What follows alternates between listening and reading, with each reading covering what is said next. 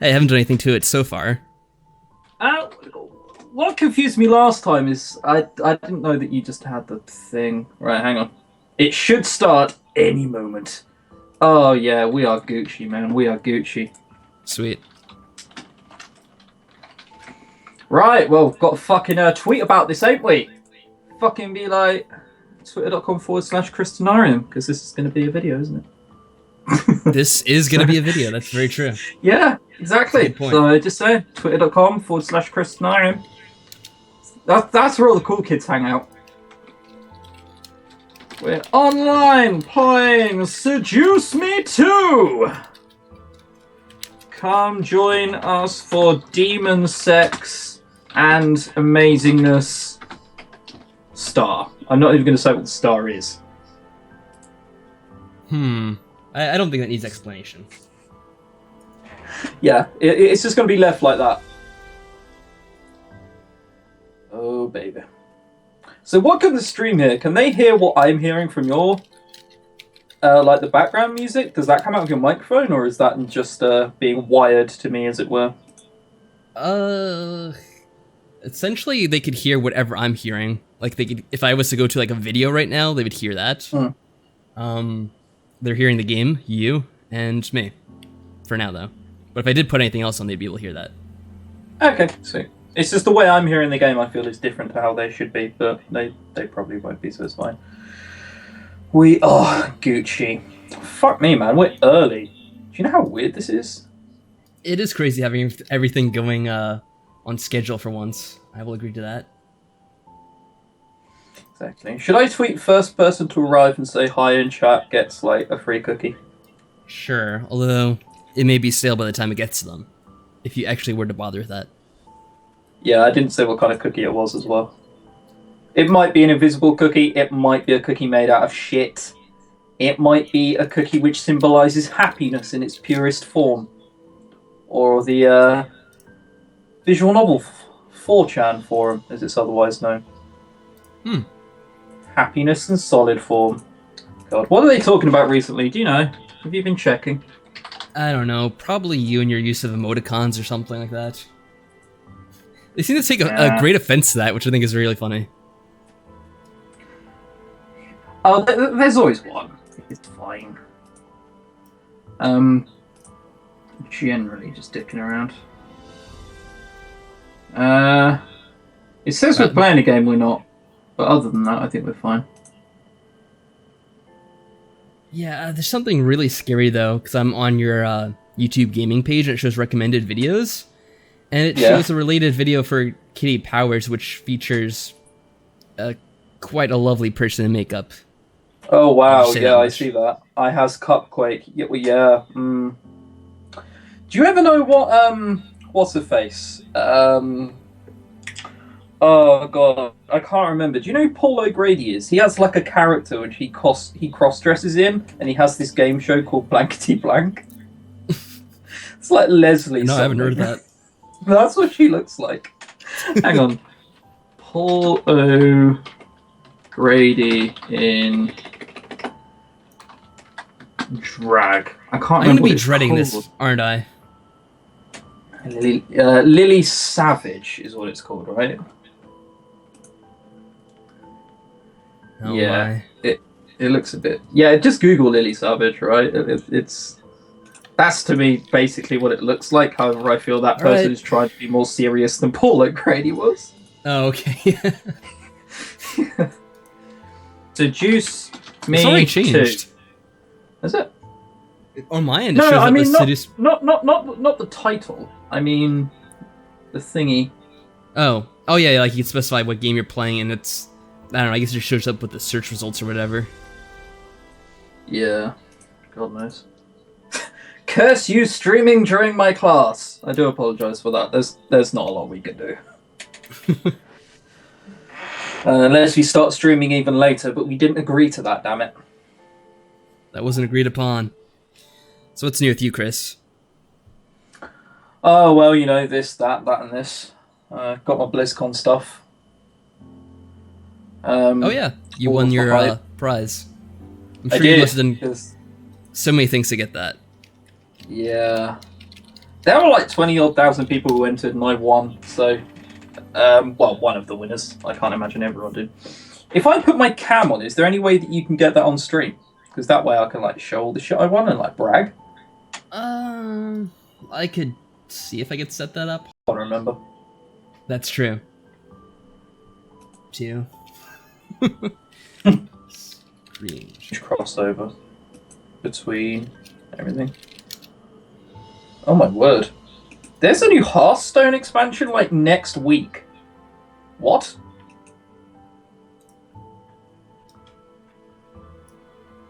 Holy big floppy testicles. Oh god, did you just show your Skype on stream? You're gonna get DDoS now.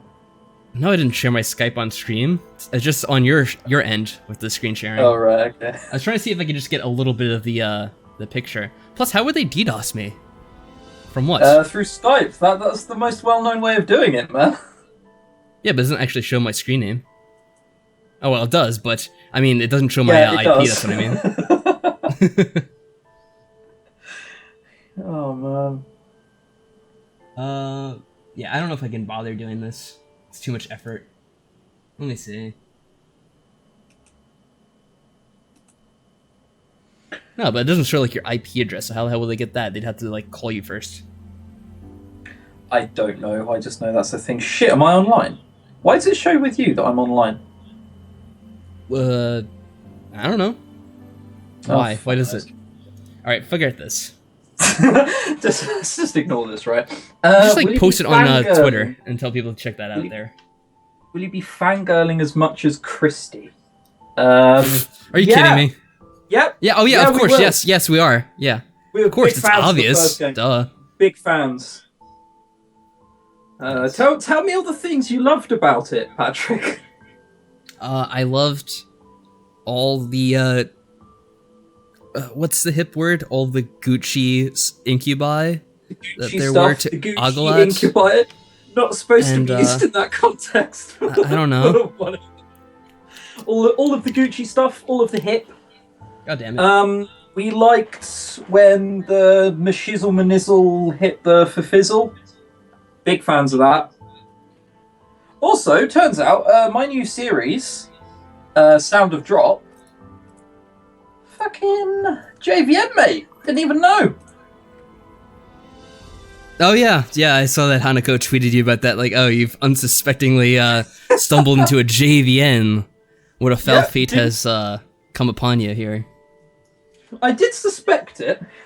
There was a curious way a sentence was said, as if it had been translated as opposed to written.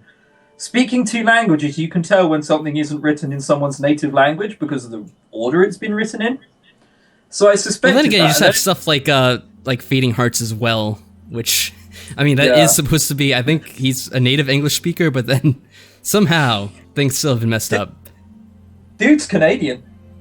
I only know he's Canadian because I'm mates with someone who's friends with him. Mm-hmm. I told her about the game and she went, "Oh, that's a shame. It's shit, isn't it?"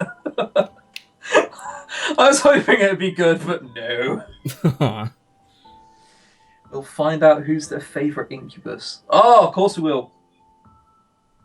Which one did... Succubus. The succubus is the female, incubus is the male. So yes, there's a big difference, Chris. Come on. Oh, sorry. But which one did you play as, or play with in your first playthrough? Or did you even get that far? Wow, there was so many playthroughs that I did of Seduce Me, can't even remember at this point which one was my first. It's hard to just pick just one. I'd probably say that my favourite had to be Steve. Very closely followed by Paul. Those two routes were hilarious. Do you remember when you were playing that Cooking Mama mini game? Yes, of course. And yes, that part. Yeah, you had to crack the eggs. Oh, how we laughed. You remember the part where the game just turned to Grand Theft Auto 5 instead? Yeah. Although I actually found out later that that's actually because I opened Grand Theft Auto 5. Oh, yeah. Playing it. Yeah, it's Turns true. out, not actually part of Seduce Me. So, hi, Trinary Morning. Hello, Sarah Celix. Hello, how you doing? Hey, what's up? How are things going? Also, you know that description I copied and pasted to you that I was going to use for this live stream? Yeah. Yeah, Did I not use changed it. It no longer says partner in crime, it says bae. Oh, how sweet. I feel we have to sort of go and appeal to the younger demographic. The younger, more liberal and open demographic. Yeah. So, I felt if I use words like bae and so on, we'd get them in. Oh, Christ, hang on, my microphone's been fucking up here the whole time. You did sound a bit distant. I refute those who say that this stream isn't professional. What assholes. Yes, what assholes. There we go! Now I sound like a normal human being! As opposed to the alien I must have sounded like before. Hi, I pronounced your name wrong. Right? Hang on, is there any way to pronounce your name wrong? Sarah Celix? Maybe if you said Celix? But it seems fairly straightforward to me anyway. I mean, it rhymes with helix, doesn't it? No, whatever. Whatever! Anyway, hello to all of those people making it out earlier than we'd said originally. Mm-hmm. Your mate tweeted you on the Twitters, which I know you don't fucking have up, so I might as well tell you. Kurt Hawk. Wait, what happened? Kurt Hawk tweeted you back. I'm sending my chi. That's probably an anime reference I don't understand. Oh. Yeah, I don't keep my Twitter open very often. Like I said, I don't use it too much. Yeah, I can tell this. There are times I tag you in a tweet and you just don't fucking reply for like 2 days. Hello everyone. Hello Lunar Eclipse. How you doing? If you use bae, maybe you'll get older fangirls to know him. Hey, there are people who are older. Kinda? Are there? No, I'm lying to myself. Well, Luna's older. Other than that. Oh, sure apparently you pronounced it wrong the first time. Oh, did I? I pronounced it wrong. Oh, wrong. Okay. In a different stream. In a different stream. I'm just the worst kind of person. Oh, after you just questioned how anyone could pronounce it wrong. Look, that person must have been an idiot. I'm not here for your pronunciation advice, Patrick. Alright? No, of course not. Tenarium has a bit of an echo. It's because I think he's so loud it like comes through my headphone speakers and like gets in my microphone. He's just got a loud voice. What I think it might be is, you know where you're sharing your game audio with me? Yeah. I think that's because it might also be showing mine as well. The way I have it set up, it shouldn't. I'm going to lower the volume on my headphones and see if that's any better. So let me know if that improves. Okay. Yeah, let me know. My room is small enough. Like, I don't think even reverberation happens in here, let alone echo. Oh, fuck. There's me using long words again. You're not a fangirl. Yeah, I never said you were. It's fine. I did, but... I didn't mean it like that, I swear. It was tongue-in-cheek. Yeah, that. Now, I've heard Tenarium in private tell me he wouldn't even consider, his, viewer base as fans, because that's a bit demeaning, even, to call them that. Yeah, I've always said it's kind of a bit demeaning. It's why every time I refer to people who watch me, I just call them viewers, or people who watch me. Or, if you guys are around, smiters. Never, fans. Jesus. And also, I think the kind of person who would outright call themselves a fan without me asking what they considered themselves are probably the kind of people who, skip from channel to channel, a new favourite channel every 3 weeks anyway. Yeah. Everyone who's like, oh my god, this is the best thing ever, are the kind of people who'll just, leave soon after. There are several people who've just watched me forever, like Sora and Anton Slavic being two which immediately spring to mind. They were never the kind of people who were like, oh my god, you're so... Yes, I'm such a fan. No, they've always just been mellow. Mm-hmm. There could be loads of other people. It's just, silent majority in someone. Yeah, of course. Yeah, I don't really comment on other people's videos. As I said before, that gives me a strategic advantage when someone's like, "Hey, did you watch my playthrough?" And I'll be like, "Yeah, of course I did." Why wouldn't I have? Oh, mate, you would have favorited the picture back. What now? You didn't even dignify the tweet to us with a reply. You just liked it. Forgot, it's not called favoriting anymore. You liked it. Oh, on Twitter, yeah. Jesus. Oh, I see 4chan mentioned me. Chris, you don't know the difference between cyberpunk and steampunk. I am disappointed to go read more.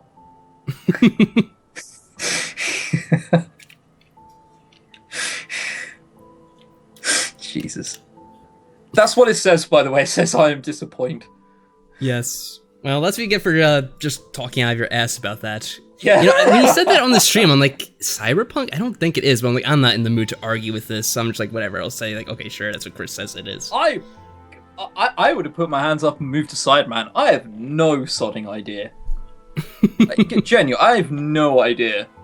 As soon as it comes to, like, different kinds of... it's like, oh, yeah, it's a steampunk, oh, it's a cyberpunk, oh, it's a futuristic, oh, it's an... I don't care, is it a good game? Does it have a good story? Yeah, good. Let's just move on. You're popular enough for 4chan? Not really. I mean... It doesn't really take that much to get noticed by 4chan. Yeah, it doesn't take that much. Plus, I get mentioned, like, once in every 2 or 3 threads. It's JP who's more popular with 4chan. He's yeah, fucking pretty much. 4chan, he is. He's like the running joke there. That's really difficult. Yeah, they all have their JP and Tao / fiction going on in 4chan every now and then. Yeah. Good old Loopy Soft, man. Has JP put up that fucking video yet? I'm going to visit his site. He told me Monday. The one from the summer. Week. No. Oh, God, no. That's never going up. I expect that now. But he told me on Monday that he had a video which would go up latest Tuesday night, right? That's the latest possible date. Right. Fucking, 10 days later, it's still not on the fucking website. Yeah, so at this point, it'll just probably never go up then. If it at the latest would go up that date, and then it's just not coming out now. That's what I'm assuming. Yeah. That's the next step. Yeah, exactly. Oh, this Kurt Hawk person follows me. Wow, very kind of her. Keep forgetting it's a her and not a he. JP's site is vnsnow.com. Yeah, JP's site is vnsnow.com. Fan fiction. I don't know what you mean by that. Do you mean is there fan fiction on 4chan? I'm guessing it's referring to what I said was the JP and Tal fan fiction, which it hasn't quite gotten to that point yet, but it's borderline on that. Oh man, if that ever spawned, that'd be the first thing I'd link to JP. Just bring up his Skype and be like, mate, you'll never guess what they've done. Oh, that's one of those things I so want to happen now. But yeah, Kurt Hawk fucking has more followers than following. I think that means by principle that I should follow them back. Sure, if you want. I mean, I'm not telling you what to do with your Twitter life. I'm looking at how many retweets and anime things there are. Oh my god, there's like 300 million tweets today. This is how you're gonna judge whether or not you follow someone. Yeah, pretty much. It's genuinely normally just like, alright, how many retweets have they done and how many times have they tweeted today? I have scrolled down like 4 times. And it's still only 23 hours ago. Hello, Carosaurus Rex. How you doing? It's one of the people asking the llama questions last time. So I should beware now. Yeah. Got my eye on you. If we do the Q&A session and llama shit starts coming up again, we'll know who started it. Oh, mate. I'll follow this person back some other time. I'm sure they're a great person. Oh, sorry, they didn't even say hello. I meant to say hola. It's a little fact about me that I only mention once every 2 videos, very scarcely. Speak fluent Spanish. Yeah, I can always tell whenever you're ordering pizza when we're on Skype together. Yeah. Yeah. So you actually know I speak Which seems Spanish. to happen quite often with you. Are you always just getting pizza? Hey, look. People don't need to know about my eating habits. Your diet habits, yeah. Yeah, and it's not pizza. I'm ordering from the local organic food restaurant place there is. Yeah, it just happens to be the Spanish word for I'm pizzeria. Yeah, I'm not saying that there aren't many around where I live. I live in a city, right? But I'm not saying there are more, but I can't think of any organic shops. They just haven't fucking taken off here at all. And even in England when I was coming, right? Okay, so I was flying back from England to Spain like a few months ago, and the guy who sat next to me, right, fucking like £350, which is like, oh god, 14. So about like 24 stone. It's pretty large, basically. Kilos, yeah, like 160 kilos, right? So pretty big bloke, right? And he got this stuff from like the organic shop, and I sort of looked over and went, "Oh, organic," and he went, "Yeah, I'm trying to lose weight." And I was like, "Fair enough, I guess. You know, do what you can." Fucking had like a salad. I was like, "Oh wow, like that's fair enough. Yeah, go you, man, go you." He then gets out like this massive long baguette and starts like piling it in. He then had like a mousse for dessert. He had like another sandwich as well. I was like, "You're not doing this right." You don't magically lose weight just because you start including salads amongst the other things you eat. Michelle, if only I had more followers than following. Hey, we can all aspire to that one day. Although, hang on, is that her way of just trying to get me to follow her? I don't know. You'll have to ask her. She is in chat right now. There you are.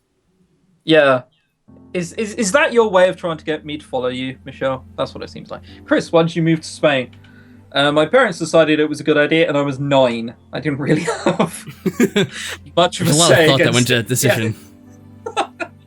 Yeah, I couldn't exactly use the whole, well, you know, can't move because of work, could I? So. Yeah, why were you born English, Chris? Come on. Yeah, fuck's sake, what's wrong with you, mate? But yeah, speak Spanish. That's a fun thing about me, fun fact. How many languages do you speak, Patrick? English and then very little Spanish, so that's like one and a bit of another. Hang on, you genuinely speak a bit of Spanish? Very, very little. I took it in school, so I that doesn't count. That doesn't count. There are two. Well, that's why I only said one and a bit. No, because there are two kinds of people, right? When they say, two kinds of people. Well, I speak. This is exactly how I can break people down just by this. No, because when someone says, "Oh, well, I only speak like a little bit," and they either then go on to speak it fucking like fluently, or they just, "Oh yeah, well, I learned it in school, and now I remember how to say like, oh yeah, like the word bread by itself." Oh, that is her way of trying to get me to follow her on Twitter. All right, hang on. And I got nudged apparently. Follower list, are you? I think she's trying to get you to get me to follow her. Oh, well, be sure to do that, Chris. Come on. I'm looking, damn it. You overestimate the amount of influence I have on Chris's Twitter life, I believe. What do you mean, man? You're my bae. Don't you know how this works? Yeah, no, I don't know how it works. Holy shit, Michelle, when did you follow me? How long ago was it? Now don't you feel like an asshole? Oh my god, I just cannot see you anywhere. Did I fucking right from miss the it? beginning. You have not been following me longer than Ma has. I must have just missed you. Yeah, I missed you. Fucking hell. I was gonna say. There is just no way that you followed me as long as that seemed to take it. How much times do you tweet and how many things do you retweet? Oh, you like never retweet and you like never tweet. Yeah, sure, I'll follow you. Okay. Was Should have done that on either? stream. No, apparently I wasn't following her either. I thought I was. This always happens on Twitter. Like, I think I'm following someone, You but I'm weren't not. following me? Not you, Chris. You weren't following Michelle. Michelle. Oh, right, I was going to say. It says we follow each other. Now I got 2 new Twitter followers today, so there you go. You're well on your way. Yeah, Michelle, I wouldn't be too impressed with Patrick following you. He only has 136 followers. She's almost as much as I do, anyway. Yeah. Yeah. And I have 364. So I think you'll find I'm more famous. If anything, you should just fucking block Patrick. You should be like, nah, fuck him. That's how much of a fuck I give. Did Chris just say Bay? Hey, I'm hip with the kids and such. Oh Christ. I tried to think of an artist off the top of my head that I could just pull out, which is modern, but I couldn't even think of one. Just after I said that. Okay. Let's do this. Did Chris just say Bay? Yeah. I'm so hip with the kids. I know all of the artists like Drake. Don't sweat anymore. That was like the only one. Right. In the first page of my Spotify playlist. Would you like to know a fact about me, Patrick, about Spotify, and just how vain I am? No, but you're going to tell me anyway. I am going to tell you anyway. So, I found out that apparently there were 2 different people who told me about this, that they searched my name on Spotify, Tenarium, and they could see like the last piece of music that I listened to, and it was always something like fucking awful, right? It was never like when I was listening to like Eric Clapton or The Cure or anything like that, right?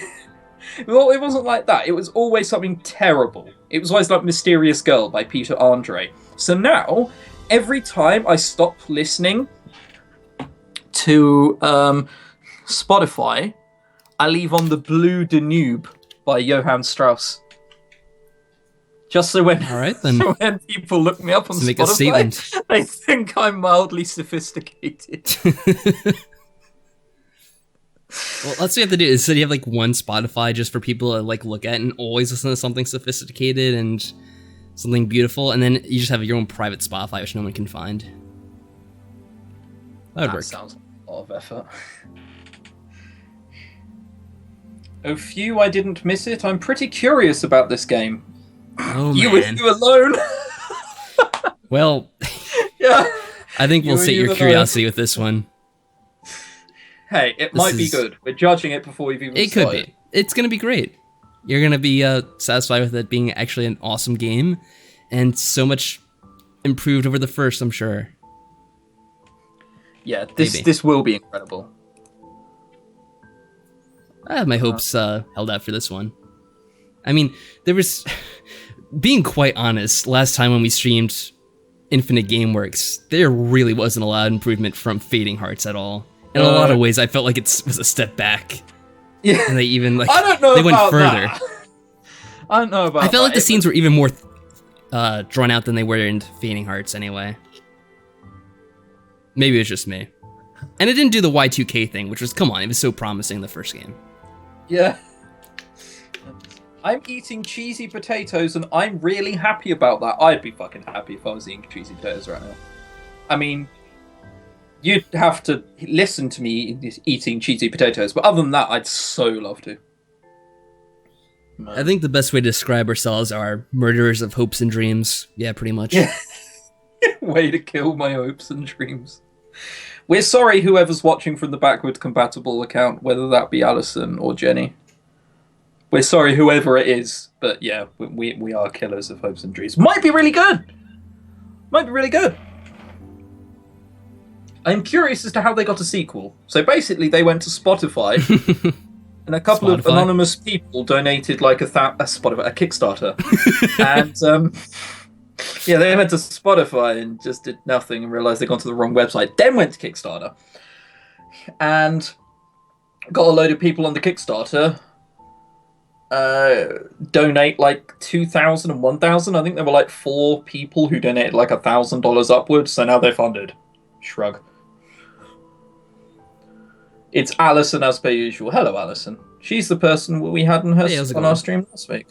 So that's hype, right? Indeed. Honestly, I just thought the stream was live and my eyes zoned in on the words "demon sexy times," so had no choice but to attend. That was the idea around putting sex demons and demon sexy times in. Senpai notice me. I don't know what senpai notice means. Do you? I don't know either. Oh, I did want to thank Luna for the follow on Twitter, by the way, because I just happened to notice. I'm not fucking getting any new followers by your tweets. What the hell? Well, maybe some people felt bad after you just, shut down my channel, or Twitter account anyway, for not having enough followers. Got some sympathy follows, maybe. Oh, Jesus. Polite rioting. You're not allowed to polite riot. Not yet. We haven't said anything. At least not until we get done with this game. Then you can polite riot all you want. If it's going to be polite, you have to do it on our terms. That's how it goes. Yeah. Yeah. We need to be very Canadian about it. By the way, Seduce Me is nearly unanimously positive reviews on Steam. Yeah, which shows why Steam's reviewing system doesn't quite work. There's a lot of things on there which are positive. So does Had a Full Boyfriend. Yeah, oh my god. Oh, Had a Full Boyfriend. I had to get you started on that one. Oh, mate. Oh. Their Kickstarter thing about fucking plushies of all things, and people are like, yes, take my money. Oh, you could masturbate openly on it and tear it apart and be getting about as much worth. Anytime you want to set Chris off on something for a few minutes. Yeah. Hey, there are many words which trigger me like that. There are a few, yeah. That makes you sad because it would be considered one of the best of Tome's. I hate that word. I really don't like that word. Just a Tome. It's something which doesn't narrow down a genre. Like, some people might like it, but I'm only in it for the story. So just going, hey, you can have sex with all the fun boys. I couldn't give a fuck. What? I'm already following you tonight. Yes, I know you're following me. Hello, Sajad. How you doing? That's almost definitely not how I pronounce your name, but I'm a twat. Right, should we fucking, start playing? Start playing? What a wild concept. Yeah, sure. So let me just switch on over. Do this, man. Fucking clench our fists. Well, I'm glad it's just our fists that we're clenching with this type of game. You had to go there, didn't you? I wasn't going to go there, but you had to. Just disgusting. There's no particular song I have in mind now after that point. After I made that point, but yeah. So anyway, Seduce Me 2, The Demon War. How do I even start this demo? Because there's no start button. Look at this. Michaela Laws is in the chat. Just want to say, Dev in the chat. Hello. How you doing? Hey, how's it going? How's life? Right, tutorial. Is there any play button, or is it only a tutorial? Oh, the glowies light up. These things. What happens when you click on those? Dare we check what happens if you click on them? Well, what's your favorite color? I'm 22, for fuck's sake. I don't have a favorite color. Come on, you have to pick one. You don't need to get into an existential conversation about you and your colors. Red. Because we're going with red. The red Teletubby, that works. Right. Oh, see, this goes into the game. I think you need to go back out. We need to do the tutorial. We need to do the tutorial first, do we? Man, yes. Each orb is a different incubus. Ah, alright, I get it. So there were 5 incubi, and then each of them corresponds to a different one. Okay. Something like that, yeah. Chris, you want to do the tutorial first? Well, I mean, how else are we going to know how to press the space button and that we have a left click on our mouse button to further advance the game? Okay, let's do the tutorial. The only way to do this is tutorial. Very well. Must I do this? So yeah, there's voice acting for this demo. And are we leaving that on, or are we just gonna sample a bit of it and then do our own? Because I know you love to do your own. Turn the voice acting off. It's... We're not even giving it one shot. No. Alright, fine. Oh wait, I almost did the wrong thing. Preferences. There are, I am sure, fans of voice acting in the chat. However, not only do we become slightly irrelevant if we just leave the voice acting on, I'm not really just too keen of voice acting in visual novels in general. It's always very samey. Yeah, like plus the whole stroking your ego thing. Yeah, the guys sound like something straight out of a Dragon Ball Z thing. Yeah. Always, and they always like laugh maniacally as well. Ugh. So yeah, let's just go on with it. Would you like? I've already put in the description that you're the Bae. I'm the Bae. So I'm taking over the female roles this time. Well, I mean, yeah, I think there are less females in this game than males, so yeah, sure, I'll take that one. So there's K, but now I don't know who's who. Well, the first there's one who unknown spoke, and there's K. Scroll That's back. The girl. The first one who spoke is the woman. Mm-hmm. So we're to assume then that K is the male. I think so. Oh, Michaela's leaving. Have fun. Take care. Her hair makes it look like she has a boob on her back. I was thinking that, honestly. It does look like right next to her left arm, it looks like she's got, like, I mean, a fatty deposit in her back. That is the only thing I can say. Oh, I see what you're talking about, yeah. Yeah, it looks a bit weird. Yeah, anyway, scroll back. What was the woman called? It was unknown. Jeez, how many times are we going to scroll back? Unknown. We're never going to get through this tutorial. Okay, well, did you read the line, must I do this? Well, she read it for me, damn it. Must I do this? Fine. There you go. Yes, Happy. You must fucking do it. Yes, well, that wasn't that hard, was it? Jeez. Right. And I am, from what I can tell, an emo with a scar through his chest. So does that mean I'm whiny, or does that mean I'm dramatic? Well, Squall was kind of whiny, and it's kind of similar to him, I think. Well, Squall it's on his chest rather than his forehead. Didn't have voice acting, and also, well done, you've referenced a game which almost no one in the chat's gonna have played. Oh, come on, people know Final Fantasy VIII. It's so old, and it's one of the worst ones. I'll agree to that. I never was a big fan of it. If you ask people, what's your favourite Final Fantasy? 8 is not going to be on that list. Oh, well, okay. I'm just going to do my normal voice for this. Come on. This is my normal voice, right? This is put on. Normally, quite gruff. Come on. You have to be the ones to set the example. You're the goddess of the rebellion, the matriarch of the new demon world, the savior of demonkind. Sure. And that's why I must give a tutorial. It should be simple enough to understand. It's an interactive story with minimal controls. We can't be friends anymore, Tadarium. FF8 was awesome. I'd love to agree. Shut down. But that's Chief, and I know he's lying. So. Oh, damn it. The whole story of Final Fantasy VIII makes no sense. Oh yeah, when we were little, we all knew each other, but magic made us forget. No, it's bollocks. That was so ridiculous, that game. It's so absurd. Alright, Final Fantasy VIII is not the topic right now. We have to get off that. Yes. Let's move on.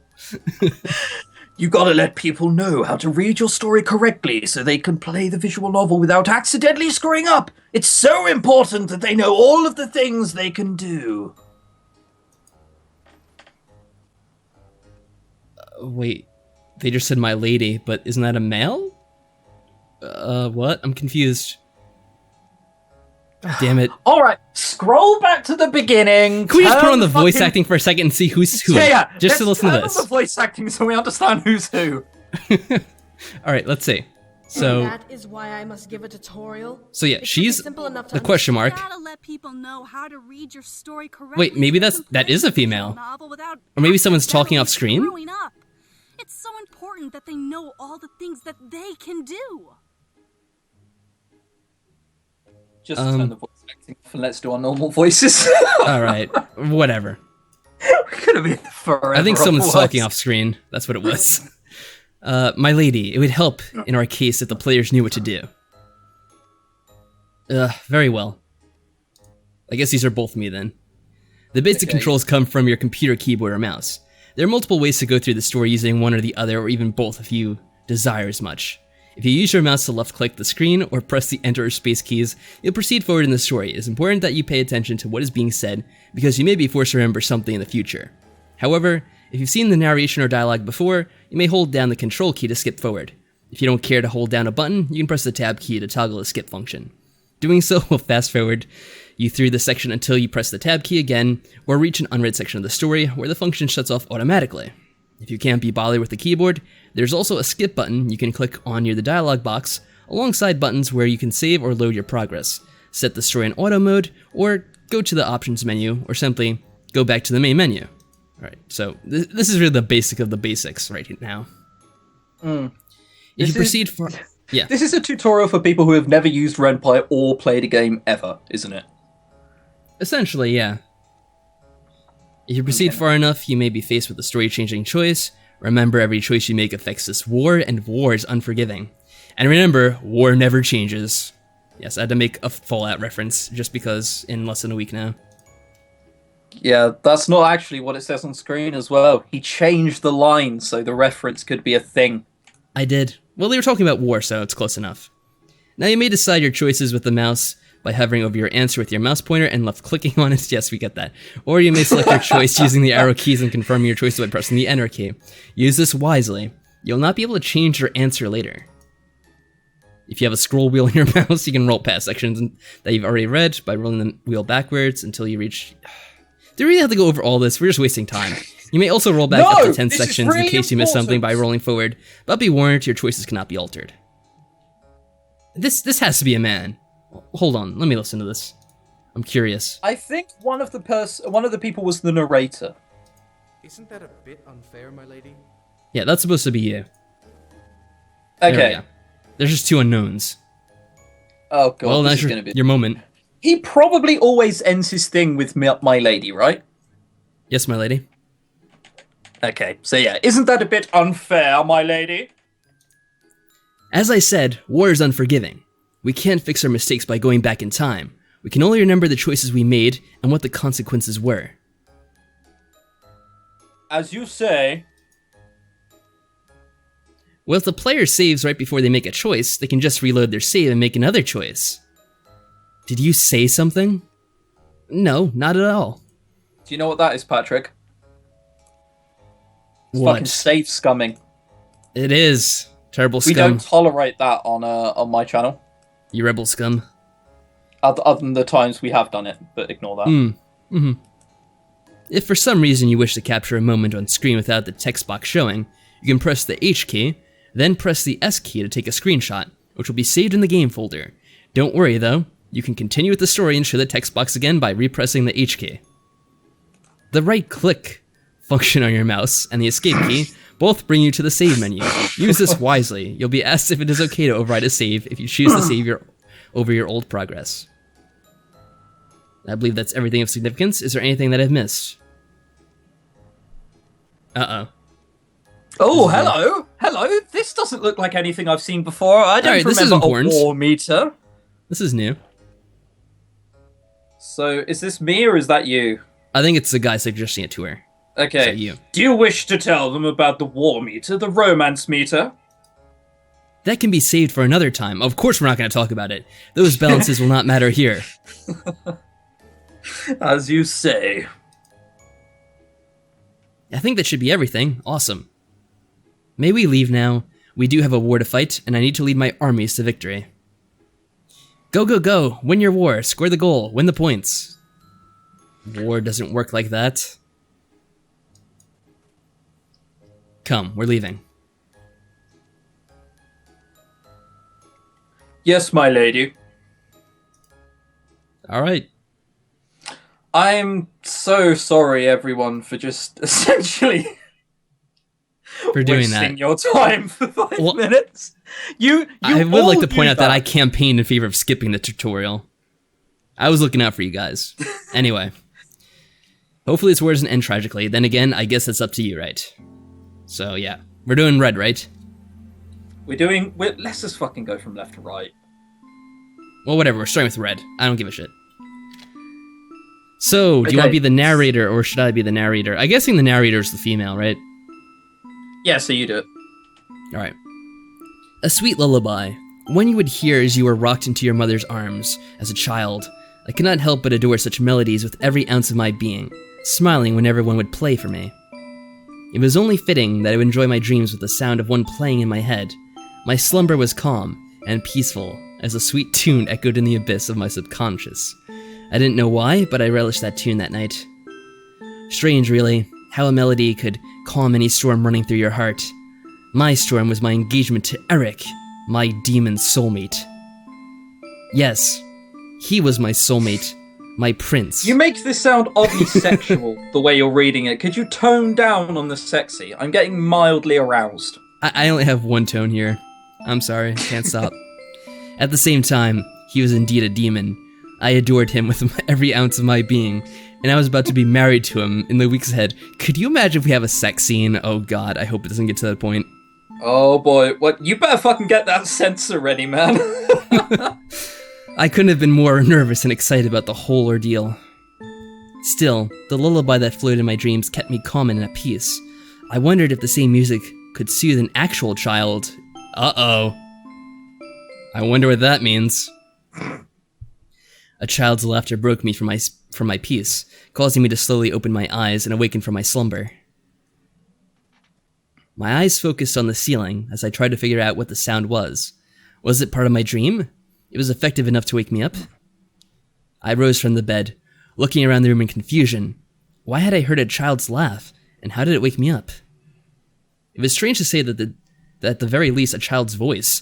However, before I could contemplate about it further, a slight dip in the bed to my side made me gasp softly in surprise. Oh no. I looked to my side to see Eric still sound asleep beside me. He looked so peaceful and happy, like he was absorbed in a joyful dream of his own. I couldn't help but smile at the sight before leaning down and kissing his forehead. He shifted slightly, mumbling my name. What's Patrick, your name? Or... Oh, we get to name our name. Okay, chat decides. Chat, all right. What's our name? We have forgotten our name, chat. And only chat can remind us. Someone has come for the butt stuff. I'm kind of nervous about that. But that's fucking foreboding, isn't it? That's not the kind of thing I want to hear before playing this. But, okay, sure, you've come for the butt stuff. But yes, names. Want something witty, creative, hilarious, or just something I've used beforehand? Ogu Pigu. We get the classic Ogu Pigu. It's pretty classic. That is one I have used before. Bell? Is that from something? I don't know. The only thing I can think of is Bell End, but I think we're a girl, so well, that doesn't even work that way. Of course you go for that. I want Ogu Pigu back. Okay, people are demanding those are some stern words. Are we a chick or a dude? Well, we're lying next to... It's an Otome game, isn't it? And we're lying next to a dude called Eric. So in I think the first it's safe game, to we were that... female. So yeah, I think it's safe to assume that it's a dude. Why change a winning formula? Just it was always going to stick to Otome. It wasn't going to randomly be like, hey, we're a Yuri game now. Yuri being the only other subgenre of this that I know. That you can just spit back right at us. Yeah, the rest I do know the words for, but I don't actually know what they mean. Like Bishonen, BL, that kind of thing. No idea. Sexy chic. Or is that chick-a? It's definitely not chick.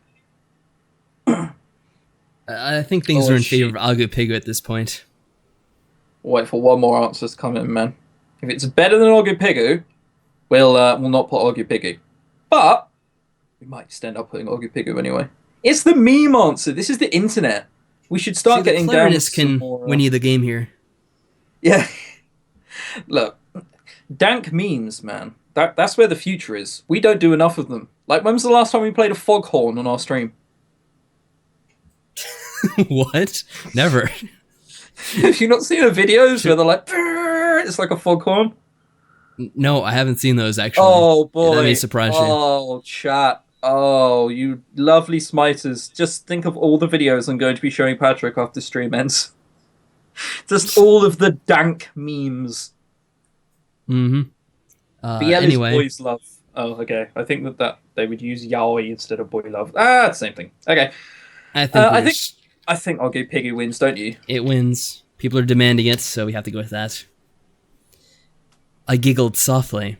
He was just too adorable for words. I truly loved him with all of my heart. There, Ogu Pigu in fancy script. Oh, shit. I love you. We forgot all of the Ogu Pigus going on at the minute.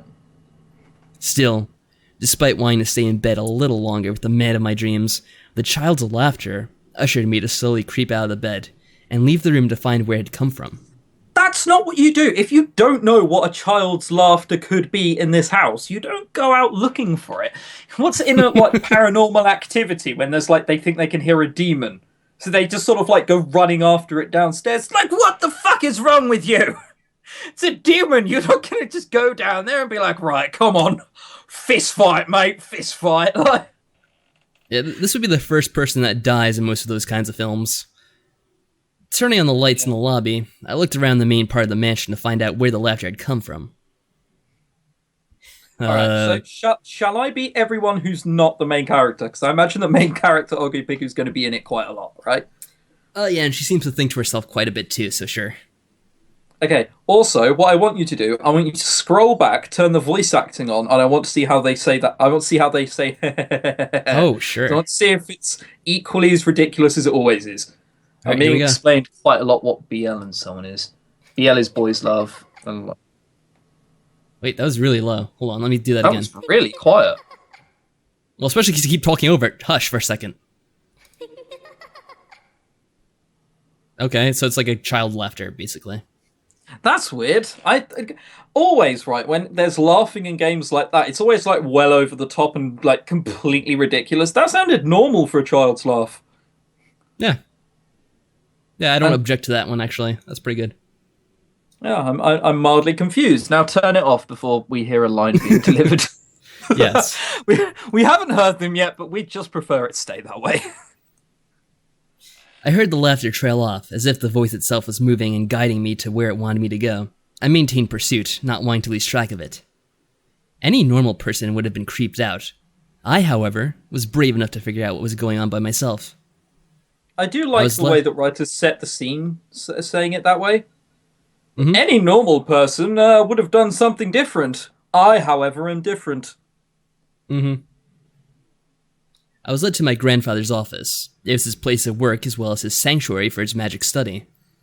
I knew that he studied magic and had come to accept it during my time with Eric and his brothers. Still, it was something I was curious about. The lights were on, but the laughter seemed to have faded away as I entered the room. Was I not in the right place? As I stepped further into the room, I felt a sense of nostalgia.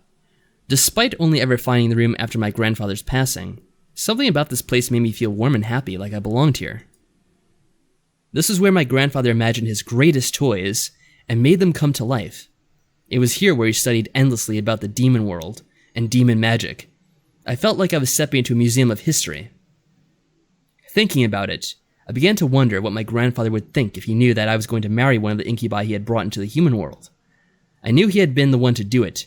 Damien confessed to me when Eric proposed.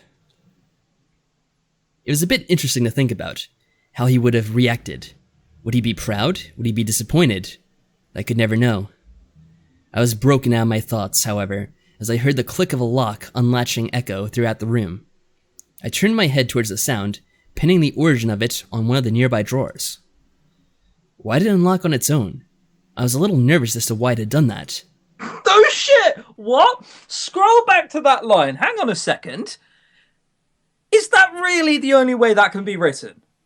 Really? Why did it unlock on its own? I was a little bit nervous as to why it did. No shit, you're a bit nervous. That doesn't need to be that. Oh, something opened on its own in front of me. What did I expect that line to be? Oh, it just opened on its own. That's rather peculiar. I ignored it and kept walking on foot. No, of course not. Just slightly put off. But maybe that's what living with an incubi will do to you. Maybe we're a slightly dunce protagonist. It's hard to say. Of course, we're fucking opening this shit, man. We're going balls deep. We can't just leave it alone after that. That was indeed my grandfather's granddaughter. What the fuck children do you hear laugh, Tenarian? That sounds like a devil child laugh. Yeah, that's the point. I'm saying that for a devil child creepy laugh, it was well delivered. When it said the word heh, I was expecting it to just be maniacal and ridiculous. Mm-hmm. Yeah. I was indeed my grandfather's granddaughter. I felt my curiosity take control of my body and guide me to the drawer. Sliding it open, I saw 2 books neatly placed in the drawer, covered with a thin layer of dust. One was obviously my grandfather's magic book, and the other must have been his journal. I lifted both of them up and examined them gingerly, wiping the dust off of them. I wanted to read a bit more about each of them, but I wasn't sure which one to open first. We're starting with the magic or his private journal? What is the preference here? Well, okay, hang on. Someone just said in chat, Luna said in chat that she doesn't have a clue what's going on. Should we just do a quick recap of what happened? A quick recap of the first game? Yeah, you can do it quickly. Yeah, so basically what happened in the first game is, turns out your grandfather lived in a house with demons, and then you see demons who feed off sex and love and lust or something like that. And then you eventually live with them, and your grandfather and dad were involved, but they didn't really talk because something. Yeah, your father disagreed with your grandfather's demon activities, basically. Your grandfather was into the cult and all this shit. Yeah, and we have established that it's fine to be living in a world with demons. Mm-hmm. Okay, awesome. They're actually friendly, for the most part. Yeah. That's how demons always are in these things. Friendly sex demons. Okay, so 3 people in chat have said magic. So magic all day. You gotta learn the magic. Come on. I opened the magic book first, wanting to explore its contents before seeing grandfather's notes. Maybe I'd learn something. Probably like the first page of the journal is like, don't read the magic book, it's a trap. Yeah, yeah, God no, what are you doing? As I opened it, I was surprised to see that the first couple of pages were completely blank. What the? I continued to flip through the pages, only to find more blank pages. Was this book not really a book, but a notebook of some sort? I stared at the pages, unsure of what its purpose was. Well, it's a magic book, so it could be protected. As I gazed onto the blank sheets, however, they began to very slowly fill up with words and images. What? The images that formed on the pages looked to be painted with brushstrokes. While the wording was in an elegant cursive that I could read clearly, the top of the first page, however, had a word in simple lettering. Spirits. Oh, that's why was convenient. The book? Yeah. Thank God. At least we could just read that part. Why was the book wanting to show me information on spirits? The laughter that drove me to the stream sounded like a child. Was it from a spirit? I read onward, curious as to why the book was showing me this. Spirits were categorized by their origins. Angels and devils could never be spirits, only reborn through a cycle to become angels and devils once again. Human spirits were either brought to heaven, purgatory, or hell, depending on what they had done during their course of their lives. If they were kind and good, they were gifted entry to heaven. If they were evil and cruel, they were sent to hell. I was surprised. Did this make Christianity legitimate? I didn't mention God, so I wasn't really sure. Hang on. Yeah, hang on. Okay. The whole first game is her hanging around with demons she never thought to ask? Hey, you know this whole religious thing? How true is that? Never thought to ask. I mean, it would be an important question to ask someone that has that kind of knowledge of that sort of thing. Maybe. Yeah. So someone in the chat's pointed out that by spirits it might actually just mean drinks. Like vodka. Yeah, we might be making a rather large assumption here. It's actually a book about alcohol, sure. I am so much more interested in this book now. Also, no music during any of this. Kind of odd. Maybe it's just because it's a demo. Yeah, that's the point. Yeah, I forgot that now I could actually hear the music. And yeah, there's this sort of none playing, is there? Oh well. No. If there's no music playing, I might just add my own that you guys can't hear soon enough. I wanted to close the book, but my curiosity led me to read on. Demons, on the other hand, either were sent to purgatory or reincarnated into a new demon. Demons could never be human. However, humans and demons shared one thing in common. They both could also end up not being sent anywhere. Sometimes the spirit could be trapped in either world, forever doomed to wander until something is fulfilled. Ghosts existed too? This was crazy, and yet it made sense. Maybe those TV shows that featured ghost encounters actually had merit. No. That's a bit of a stretch. No, they don't. You should see some of the English ones. They're hilarious. Oh, I love watching that kind of thing. Oh, it's best where there's this thing called Most Haunted Live in England, right? And they're so used to it. Yeah, have you seen that? Derek Okora. I've seen some of them, yeah. And there'd be times where he's just completely wrong. It would never happen in the edited series because they just edit it out. But in the TV series, he'd be like, yeah, I think this person was murdered in like the 18th century. And like neither of this any happened, you know? Like, wasn't even occupied then. That's so awesome. The idea of seeing a ghost was a bit unbelievable. Sure, it was surreal enough meeting demons and a devil, but ghosts seem to be a bit more realistic in a way? If you say so. Regardless of who you were in the human world, you knew about ghosts. Not a lot of people knew about demons, really?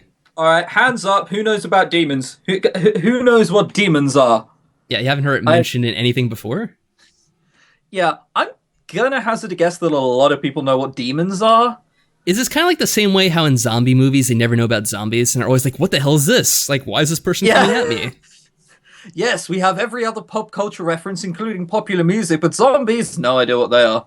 Yeah, that could be anything. Yeah, chat's heard of demons. Oh, fuck. Yeah, most We've got people seem actually a to. demon in chat, apparently. Oh, no, Chief hasn't heard of demons. Oh, no, Chief, not daemons, demons. There is a mild difference, yes. I think that's where he was going wrong. Daemons, I think that's just like the lead singer of Blur. It's demons we're looking for. But yeah, not a lot of people knew about demons apparently in this world.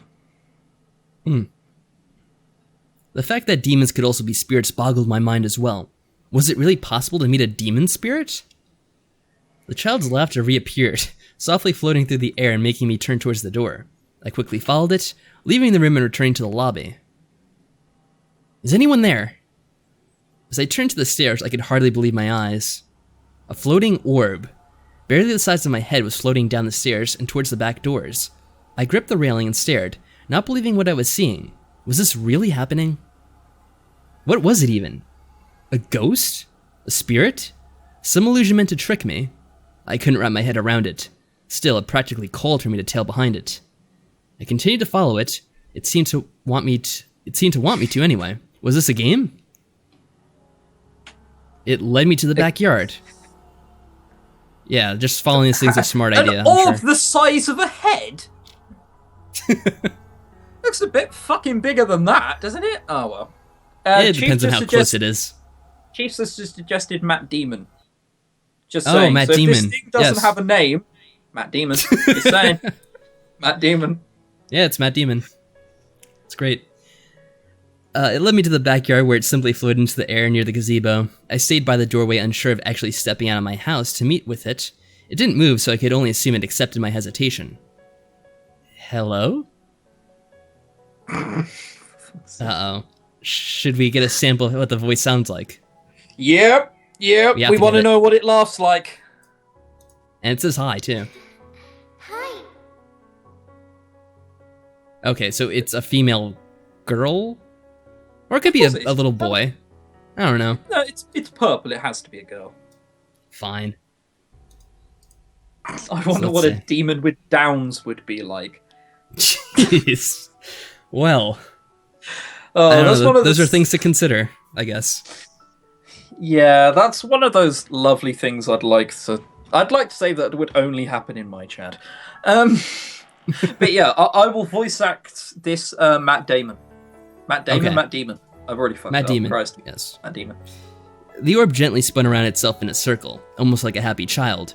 For some reason, it made me feel really happy seeing it, despite it being a simple floating orb. It seemed friendly enough, so I stepped out into the backyard and slowly made my way towards it.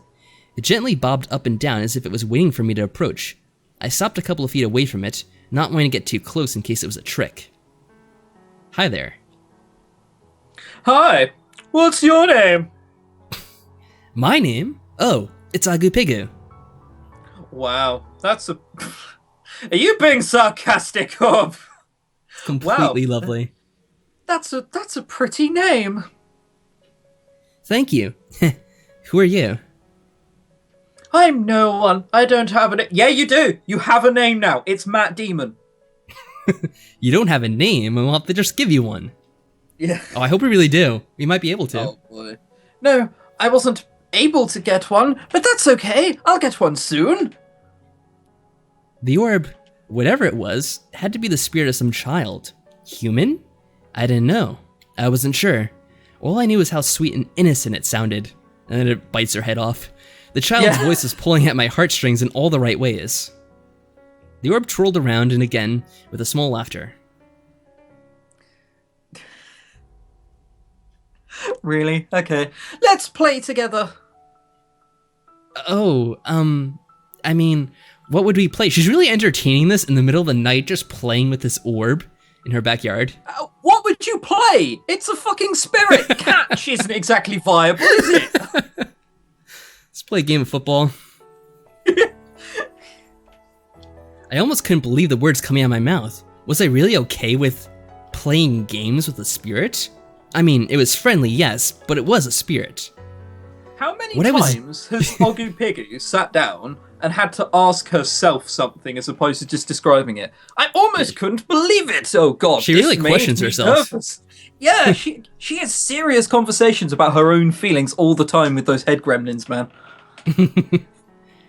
What I was doing out in the middle of the night with it was another question I let go of and fade away in my head as I stared at the orb. My heart felt fuzzy and warm enough to ignore the doubt niggling at my brain. The orb dipped and spun around my body, making me giggle and try to follow it. As it circled back to where it used to be, it almost bounced in the air happily. You know what I'm going to try and do? There's this character in Heroes of the Storm, right? She has a really cutesy voice, but it's always like, I hope you're going to die. That's the voice I'm going to do for this. Mm-hmm. Not like a game show voice like I'm doing. This is much easier. Come on, let's dance. Much better already. Of course. I began to dance around the orb as it moved gracefully around my form.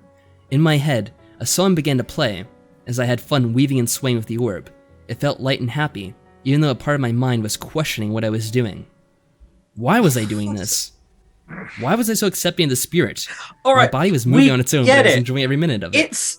It's a bit weird that you're out there doing this. We get it. You don't have to question it every time. Where are you getting the time to think about this? Yeah, someone's alluded to said in chat, I think Ogu might be drunk, there is no orb. Yeah, that could be a thing. We were reading about spirits.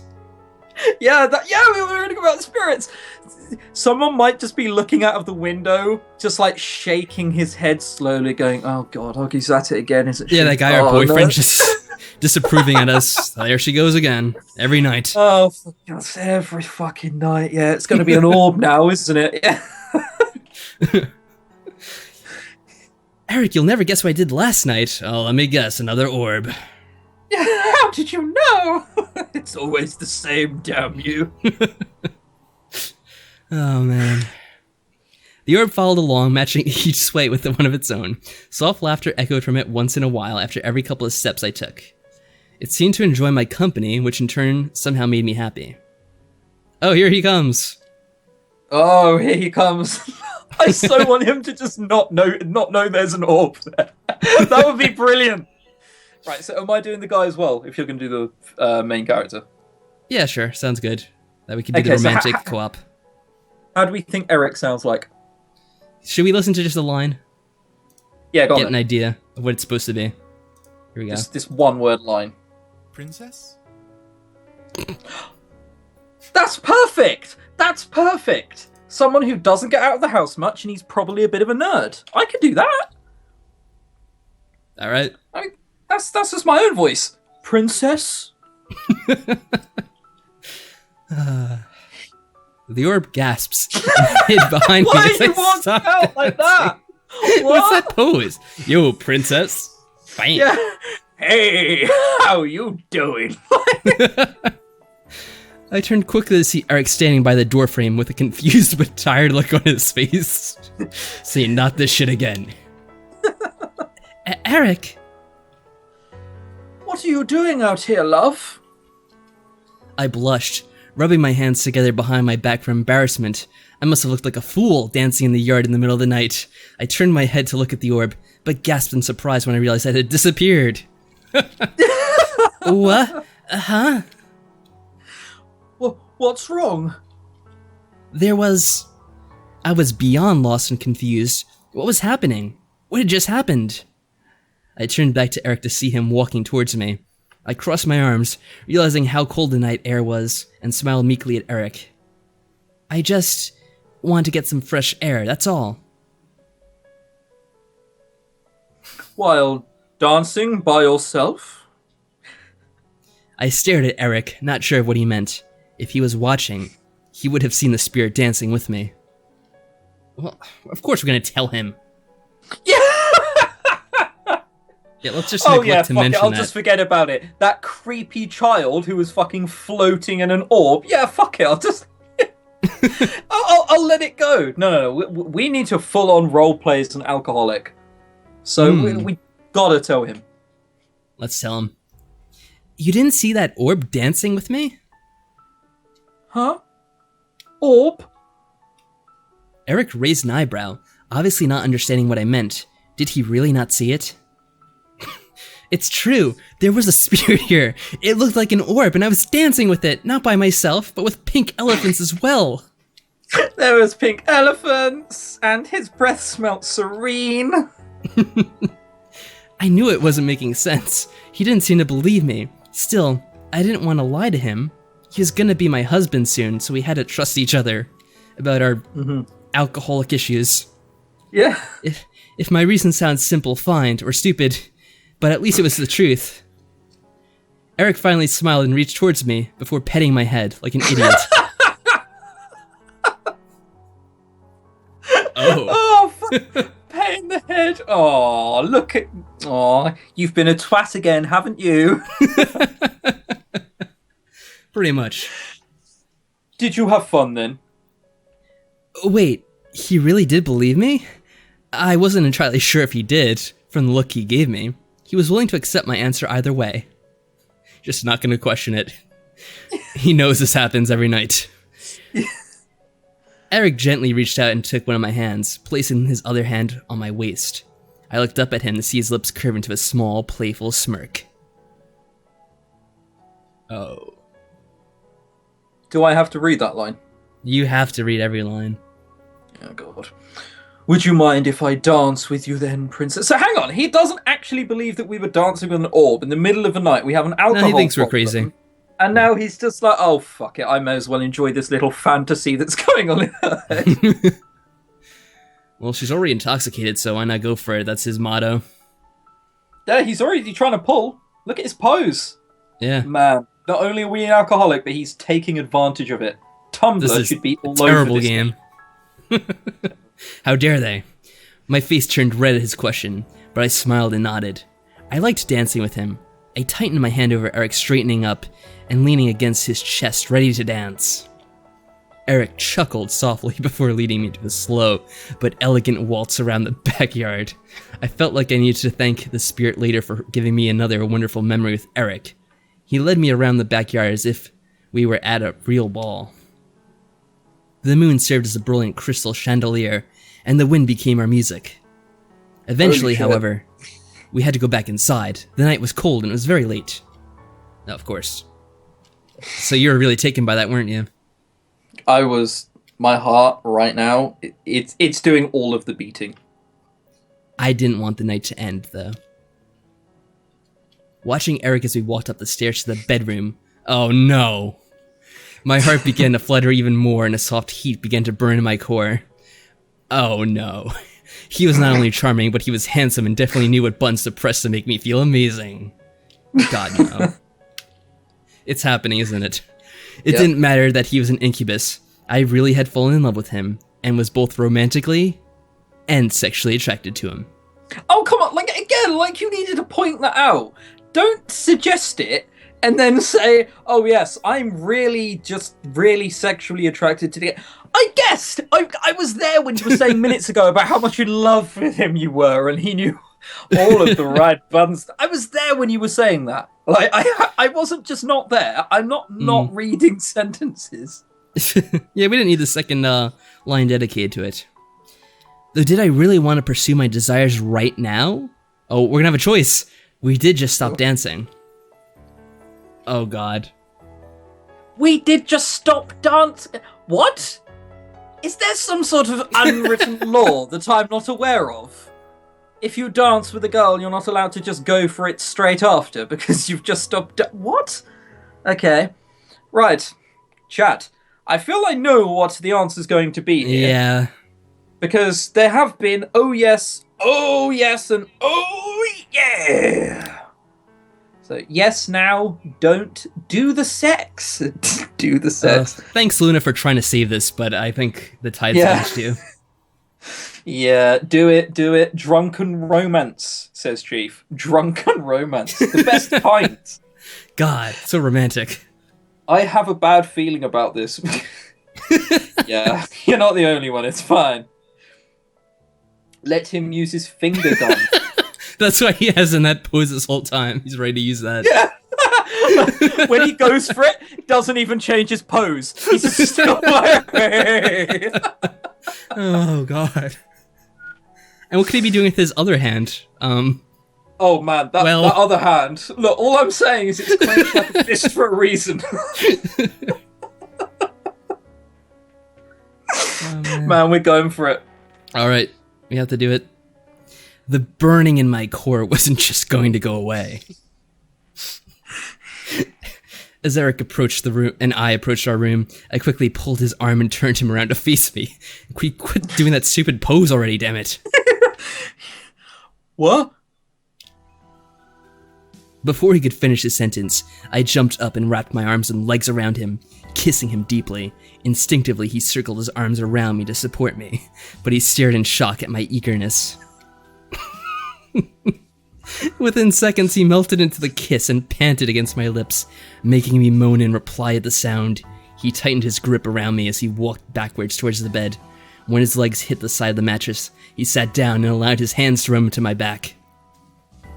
I pulled away from the kiss ever so slowly, enjoying every moment that I was still connected to his lips, before letting out a small sigh. I was pretty sure I had made myself clear, but I gave him a softly spoken demand. Oh no. I don't want to go to bed yet.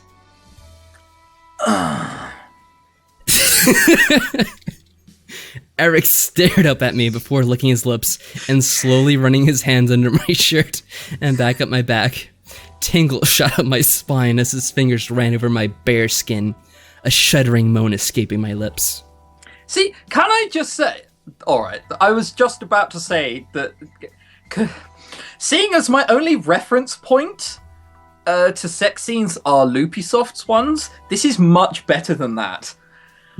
However, I was just about to defend it going, come on, the only reason like we're laughing is because, you know, we're drunk and taking advantage of him and so on, right?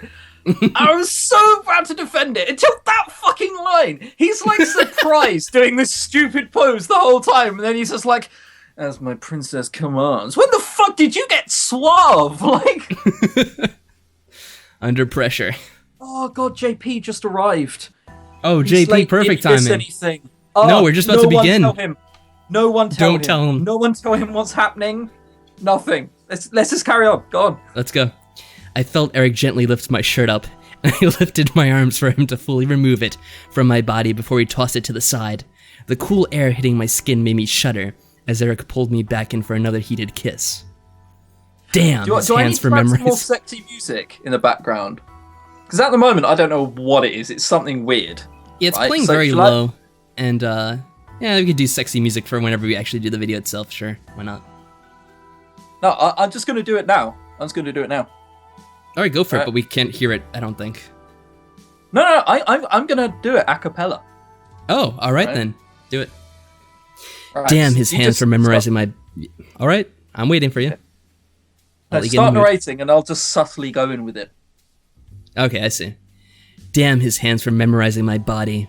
He knew what spots to caress, making me buck my hips against his and tighten my hold on him. When I felt his smirk against my mouth, I softly bit onto his lower lip, telling him silently not to play with me. I felt the warm sensation of his enthrallment invade my body, causing me to cuddle closer against his chest and softly grind my hips against his in need. His enthrallment was part of our foreplay, adding 10 times more pleasure to our sex. I knew that he poured every ounce of his love for me into our lovemaking. Every time we had sex was just another confession of true love between us. It wasn't just to feed hunger and desire. It became one of many ways we showed our love to each other. It was only a benefit that he was an incubus, a natural master of sex. Every touch made me tremble, and every kiss on my skin made me swoon and melt in his arms. He knew how to make me moan, how to make me crave him, how to make me shiver with ecstasy. I had been surprised to learn I was his first, and his only with how talented he was. Soon I wasn't just my shirt that was removed from my body. Every article of clothing he and I wore ended up scattered throughout the room, unnoticed and uncared for. The only thing we cared about was each other, and the pleasure we gave each other on our bed. We made sweet and passionate love, rocking to the rhythms of our hearts and our desire for each other. Every moan I made, he matched it in kind. Every breath I took, Eric found a way to make it heavier and hotter. My nails and fingers dug into his shoulders and back in pure ecstasy as he continued to drive into me over and over with his passion and love, pulling me higher and higher towards my limit. I could only tighten my legs around him, pull him to more heated kisses, moan against his lips in desire. When we both apexed, it was a blissful and fiery ride towards a peaceful and long wave, washing over both of our bodies. Lost in my pleasure, I could only cuddle into Eric's arms as he wrapped them around me and pulled me against his chest. His feather-like kisses peppered over my forehead, making me smile. Oh wait, you have an actual line. Oh, I have a line! I think we just finished. Goodbye, my princess. I love you. What? You say goodbye at the end of sex like that? Oh, goodbye. Like you're Good leaving? Night, sorry. Good night. Yeah, he's sleeping in another room, mate. He's just like, alright, see you later. Damn, that'd be cool. I know how loudly you snore when you're pissed. Oh, man. I love you too, Eric. Wow. Yeah, I apexed your mom last night. Pretty much. I could only close my eyes and relish the warmth Eric gave me as I let my mind escape into dreamland. To my surprise, the child didn't return. I was a bit saddened, but I didn't let my thoughts linger on it any longer. I had a peaceful dream with Eric wrapped around me all through the remainder of the night. As the morning came, however, the other incubi essentially kidnapped their brother. Wait, really? It just happened in a dark scene like that? Despite my minor protest, knowing that we had work to do on the wedding, the brothers were relentless. Okay, it's not that kind of kidnapped. It was much more casual. It's just like kidnapped him. Like it was just getting glossed over like that. He's now tied to a chair and he can't get out. Oh, so now we have more guys. Look at all these you have to voice now. Oh man, I can't wait. I don't remember which one Matthew was. I don't know. I have no. Who's the one who looks like they're talking? The little kid, right? Yeah, I guess so. We're just stealing him for a bit. We'll return him later. But we have to. Everything will be all right. You can finish working on your dress while we keep him out of the house. I mean, yeah, but... Who's speaking now? The angry one. The guy on the you right. can survive a day without your love slave. You're marrying him after all. It's not like he'll be gone forever. It's not like we just didn't do it last night. Yeah.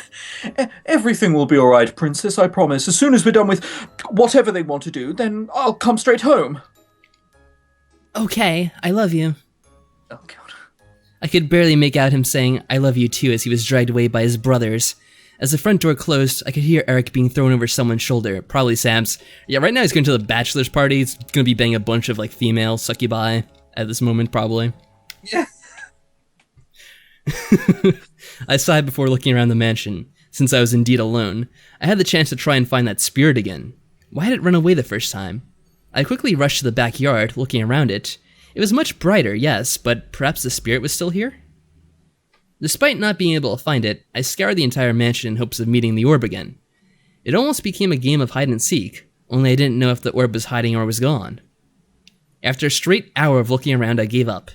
The orb was nowhere to be found, and I was certain I wouldn't meet it again. I could only let out a sigh at the thought, but I shook my head to forget about it at last. It had given me a moment with my love, so I was grateful. I went back into my room and flopped into my bed, not really sure what to do. I could have organized what I was going to wear with my dress, but I really didn't want to pull my dress out of the garment bag it was in. Staring at the ceiling, I felt my eyelids slowly getting heavy, and soon I was letting my sudden drowsiness take hold of me. What was happening? Why did I feel like sleeping? It was close to noon, or was it past noon? I somehow couldn't remember anymore. It's called a hangover. Yeah, pretty much. I allowed myself to fall asleep, blaming the search and the wedding stress that lingered in my mind for tiring me out. My body floated in the darkness, met once again by a soft and peaceful lullaby. This nap was perfect, and I definitely deserved it. My body felt comfortable, and my thoughts were lulled into a quiet hum that accompanied the lullaby in the air. The only thing that would have made it better was Eric. As if my dreams wanted to please me, an image of Eric appeared in my mind. He smiled, his heart pulling smirk at me, and I felt myself become warm and fuzzy just from his gaze. As he floated over to me, I became entranced in his eyes. My voice wouldn't come out, despite wanting to say his name, but I wrapped my arms around his neck and pulled him close to me. He leaned into my embrace, ghosting his lips over mine teasingly. Was Dream Eric trying to seduce me in my own dreams? That is meta. That is. It's gonna be meta Eric, just to make things even better. I pressed forward, wanting to kiss him. We both didn't make a sound, but let our kiss relay our love for each other between our lips. My heart pounded in my chest as he wrapped his arms around my waist and pulled me even closer to him. It was strange. He felt so real in my arms, I combed my fingers through his hair, feeling the pink copper strands on the top of his head. Yet this was a dream. I knew it was a dream.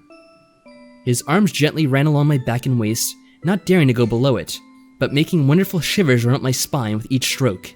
I really liked this dream, and tightened my hold on Eric, letting him know that I enjoyed his touch. Eric eventually pulled away from the kiss, and smiled down at me, running a hand over my hair and caressing my cheek. I stared up at him lovingly, feeling a soft swell on my lips from the kiss we had shared. What I didn't expect was him slowly leaning down and planting a soft kiss over my chest, just over where my heart was. I stared, unsure of why he did such a thing. As my heart began to feel warm and lighter, I let a silent sigh out of my throat, feeling the pleasure of its sensation. Eric slowly backed away and disappeared, but I continued to feel the warmth over my heart, sweetly emanate through my veins like a slow adrenaline rush. What was happening to me? Tingles ran across every nerve in my body, making me shiver in delight. Whatever this was, I liked it. Soon the warmth lulled me into a peaceful hum, and I crawled into myself, wrapping my arms around my body from the comfort it brought. I felt at peace while my body felt like it was embracing the warmth enveloping it. It was strange, but I accepted the restful feeling. Alright, is that enough of that yet? I hope so. Well, I think we have to hear the voice acting for that. Yeah, go on. Let's see how. Let's see if this is properly done or whether it's just really weird. All right. Oh, what is that? Back to DBZ villains. Oh! Yeah, we're back to Dragon Ball fucking villains. Jesus. So am I now the Demon Lord? I think you are the Demon Lord. Okay, well that line's already been read. Oh, I think you have to read that again, just to hear your emphasis on it. 10 out of 10. Thanks, man. What? Gah!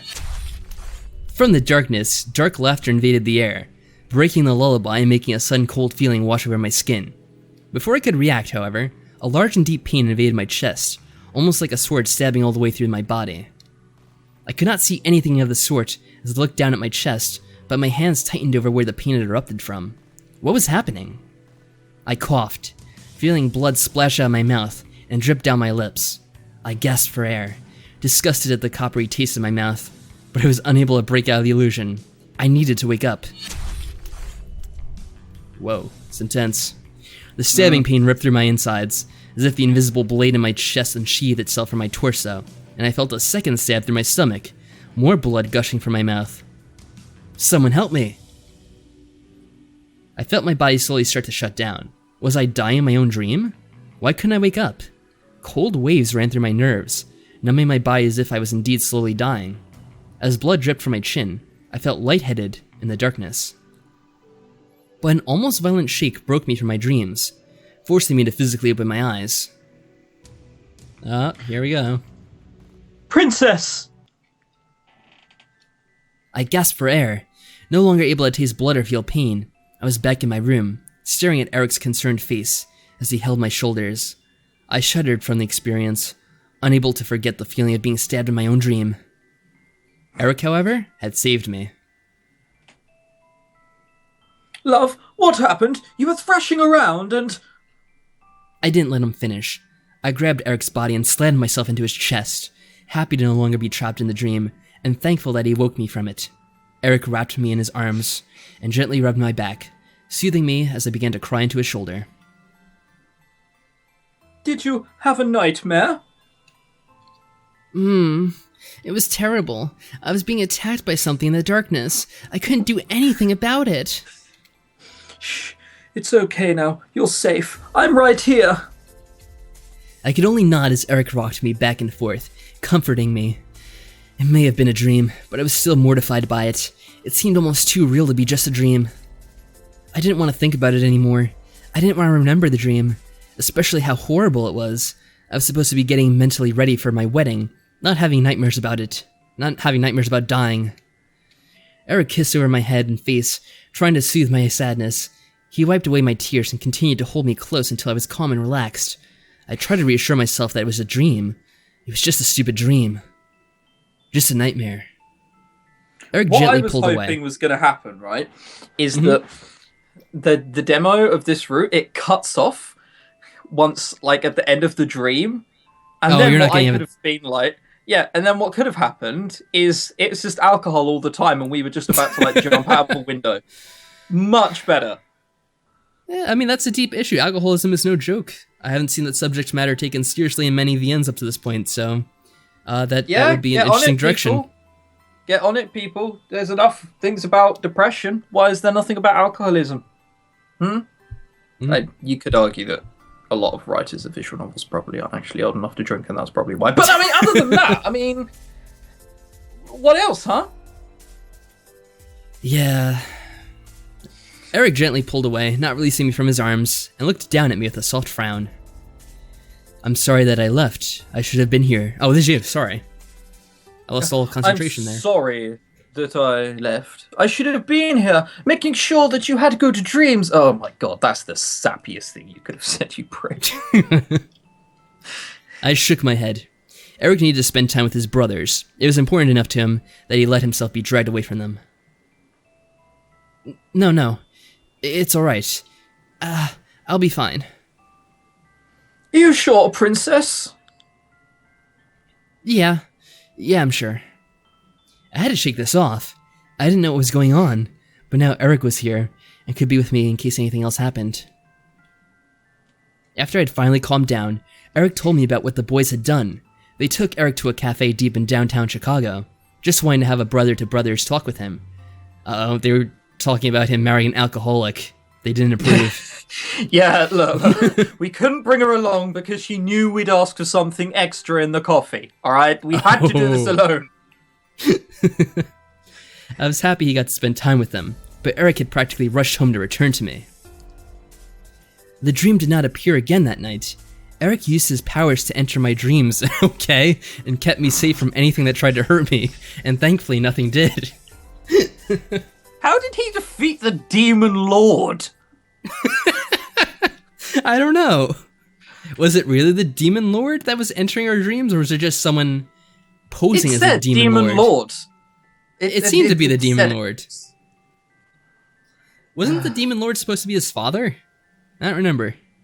Because he's like the prince. I have no idea. That's kind of awkward then, if it's his father that's invading our dreams, and yeah, that's just awkward. Alright, moving on. That is some weird sex plot. However, there was a strange feeling in my gut that didn't sit right with me. For some reason, Eric's comfort didn't make me feel okay. It was as if I didn't want him to be in my dreams. My heart knew this was a problem, but I was unsure of how to respond to this new feeling. Slowly as the days passed by and our wedding approached, the feeling became more aggressive. Soon I was becoming irritated more easily. I became angry at the smallest things. The steps he took, the things he'd wear, the looks he gave me or what I assumed he gave me, the way he kept extending his hand that way. And he's still doing it! No, Eric, I don't want to do anything right now, especially with your fingers like that. Yeah. Love, I didn't say any. You're looking at me with those sex eyes again. With his hand like that, he is always hitting on something. Like, he can't just be like, oh, love, no, I'd never do that. I promise. And then he's just always like, how you doing? Like, those sex eyes. Oh, Jesus. Yes, someone pointed out that marriage would probably be illegal as well. Like, between a human and a demon. But whatever. Sex eyes. I swear I wasn't doing anything of the sort. You're doing it right now. I couldn't control the words that were flying out of my mouth. Whoa, look at those eyes. Don't you just look into them and go, oh, God, just rip your trousers off, sunshine. Or she could hardly hold herself back last night. Yeah. I couldn't control the words that were flying out of my mouth. Something was wrong, but I continued to speak cruelly towards Eric. My heart was at odds with my mind, and I didn't know why I was doing it, but I continued my barrage. Love, what is going on? What's going on? You are. What's... Oh, what? I'm sorry. As his eyes turned golden. I felt Eric's enthrallment take over my body, forcing me to go weak in the knees, and mule out in a surprise. My mind stopped thinking about attacking Eric, and my heart felt entirely relieved that the urge is gone. So he's possessing us now? I'm guessing. I think something like that. Eric gently wrapped his arms around me, being sure to keep his arms around my shoulders, and rocked with me, trying to calm me down. Love, are you having doubts? No, I'm not. I don't know what I... You swear you're not having doubts about us? Where on earth he's got this impression from, I don't know. We've been nothing but nice. No, nothing about those sex eyes. I promise. I was able to speak the truth under his spell. So it actually works that way? Alright, sure, whatever. It was strange. It was like I was under a curse when I wasn't under his enthrallment, somehow despising every little thing that Eric did. Yet I knew it wasn't true. I loved everything about him, but my mind wouldn't agree. I gripped Eric's shirt, wanting to stay close and show my true feelings for him. Could it be that she became infected with becoming a bridezilla? I don't know. Maybe that was it all along.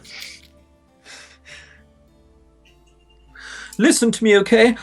I love you so much. If you have any doubts on us getting married, then please just tell me. I don't know what's going on in your... Yeah, now's the right time to be saying that. Your beautiful head. You're just trying to sex me up again. I love you too. I really, really do. I don't know what's happening to me. It made no sense. Why did I despise Eric yet love him? My mind, heart, and body were at odds with each other, and I wasn't sure what to do. It's like I became a whole nother person when I just drank. That's what this is. This is what vodka does to you, kids. See? That's how I'm choosing to believe this is actually going, yes. Yeah, exactly.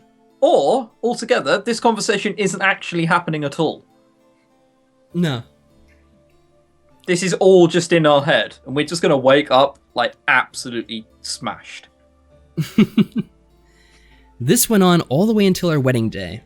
Somehow, Eric managed to deal with me the entire time, enthralling me when things became rough to keep me calm. That's a great way to handle a woman, just possess her whenever she gets a bit too catty. Yeah. The other incubi tried to decipher what was going on with me, but none of them could figure it out. I was going to marry Eric, and then I was going to figure out what was wrong with me. I knew I still loved him with every inch of my heart, mind, body, and soul, so feeling disdain like this was not natural for me. I had asked Eric to place me under enthrallment for our wedding, in case I lashed out again. He reluctantly agreed and stayed with me in the morning of our wedding. I was supposed to dress alone by myself, but I needed Eric to keep me in check. I felt ridiculously warm and fuzzy as I stood in the bathroom, having come out of a hot shower with Eric. We didn't do anything together, but he remained close enough to keep me enthralled, and remained energized enough to maintain the enthrallment. Can I just say, right, someone in chat, Rosewing, just pointed out, like, imagine if all men had this power. Wow. I mean, we do, of course. So fucked. That's exactly how men are. Yeah, we do. But, like, imagine that. It's just like, oh, God, okay, you're getting a bit ratty again, are you? Don't worry, it's fine. I'll put love. You we know that's not how you really feel.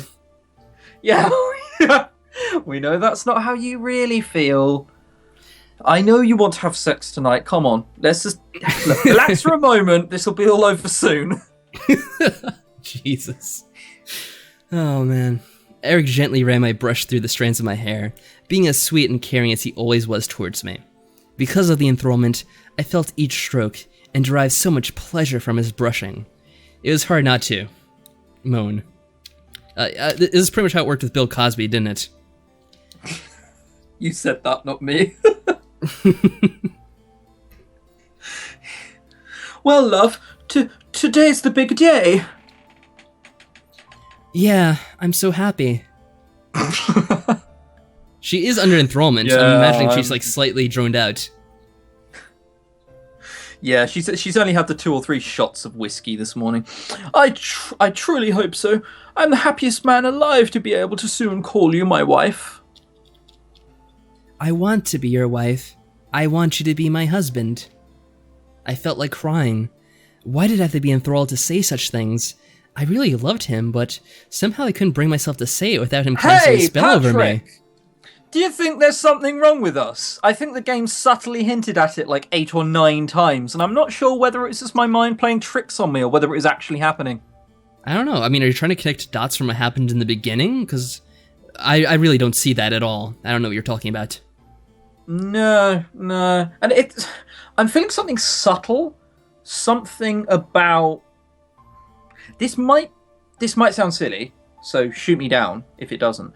But we might have some difficulty communicating our true feelings. I can't figure out I don't know where you're getting yet. That from. I don't. Quite honestly, I don't think the game's made it quite clear yet. Do you not know what I'm on about? I have no idea where this came from. No. All right. Well, yeah. Don't worry then. I'm probably just being mental. I always assume so anyway.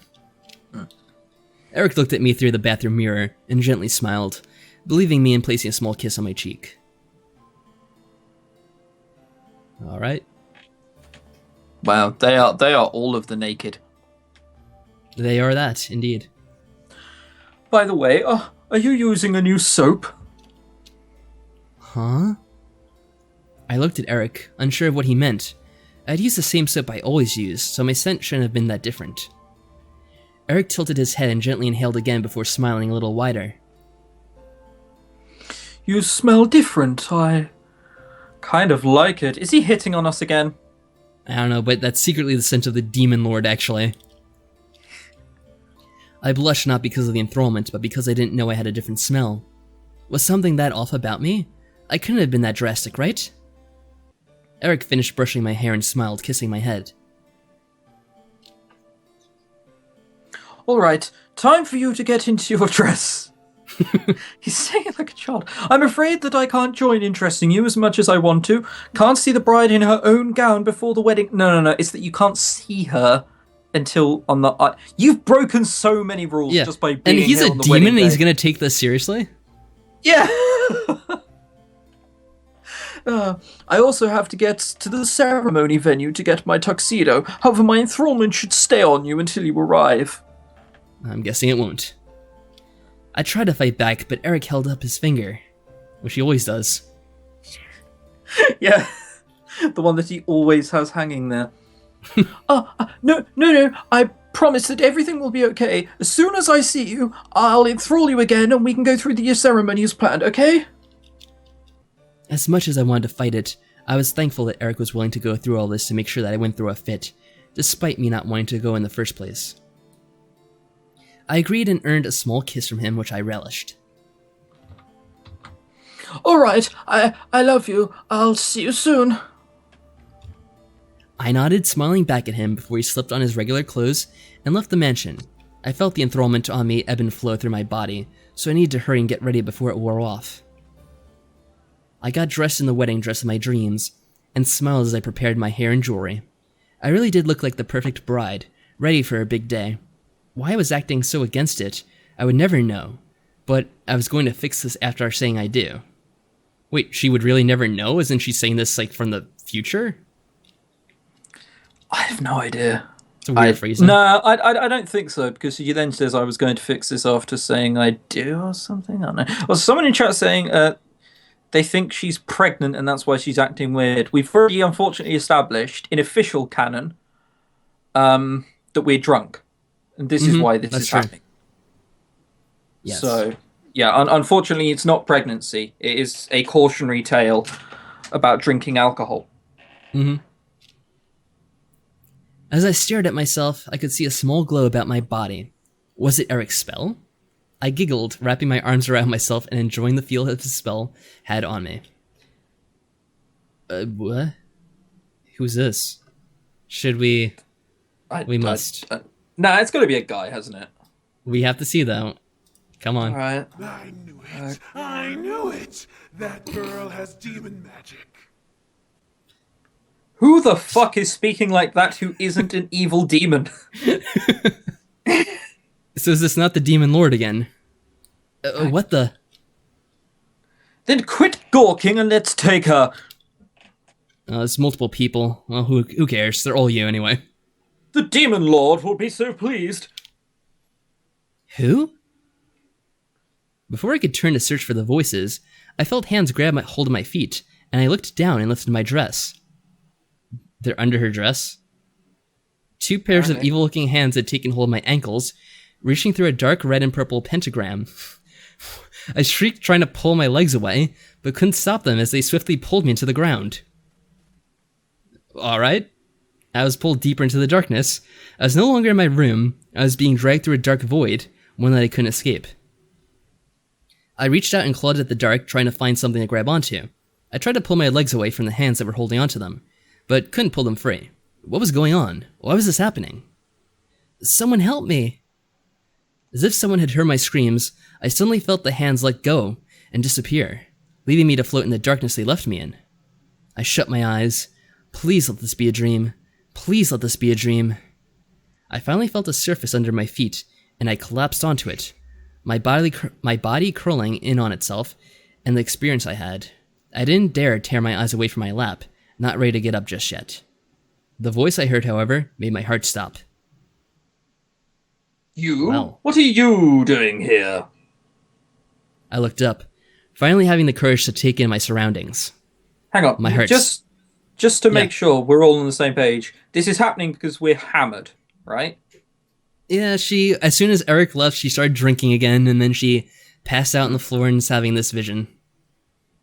Yeah, exactly. And chat's decided it's like The Labyrinth. Have you seen that film?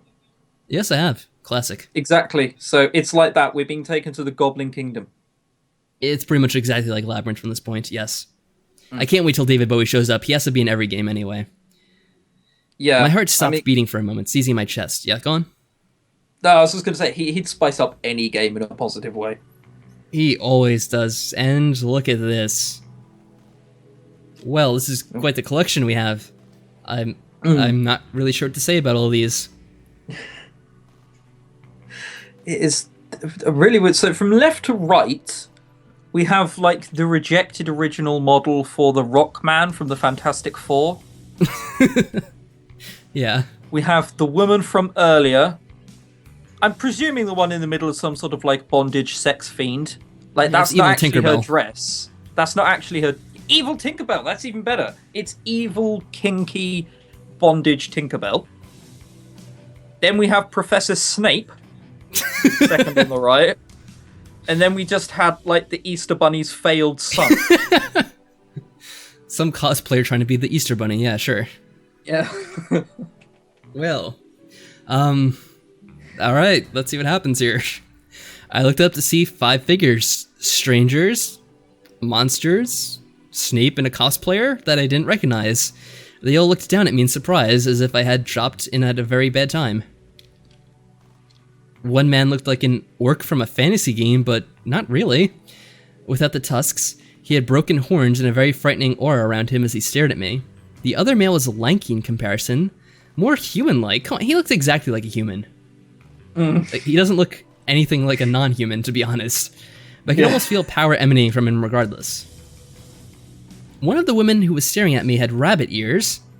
Rabbit ears. They twitched on top of her head as she looked at me and gripped her staff. She seemed harmless, yet she had animal ears. So hang on a minute, we've just been pulled underground through a pentagram by random hands.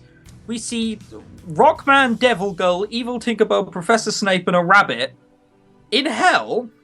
And the thing that we take notice with is, Christ, those are some weird-looking ears. The ears on that girl are very authentic.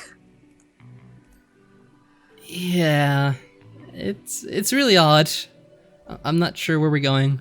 The one creature that I couldn't discern the sex of seemed more excited to see me than surprised. The Tinkerbell thing?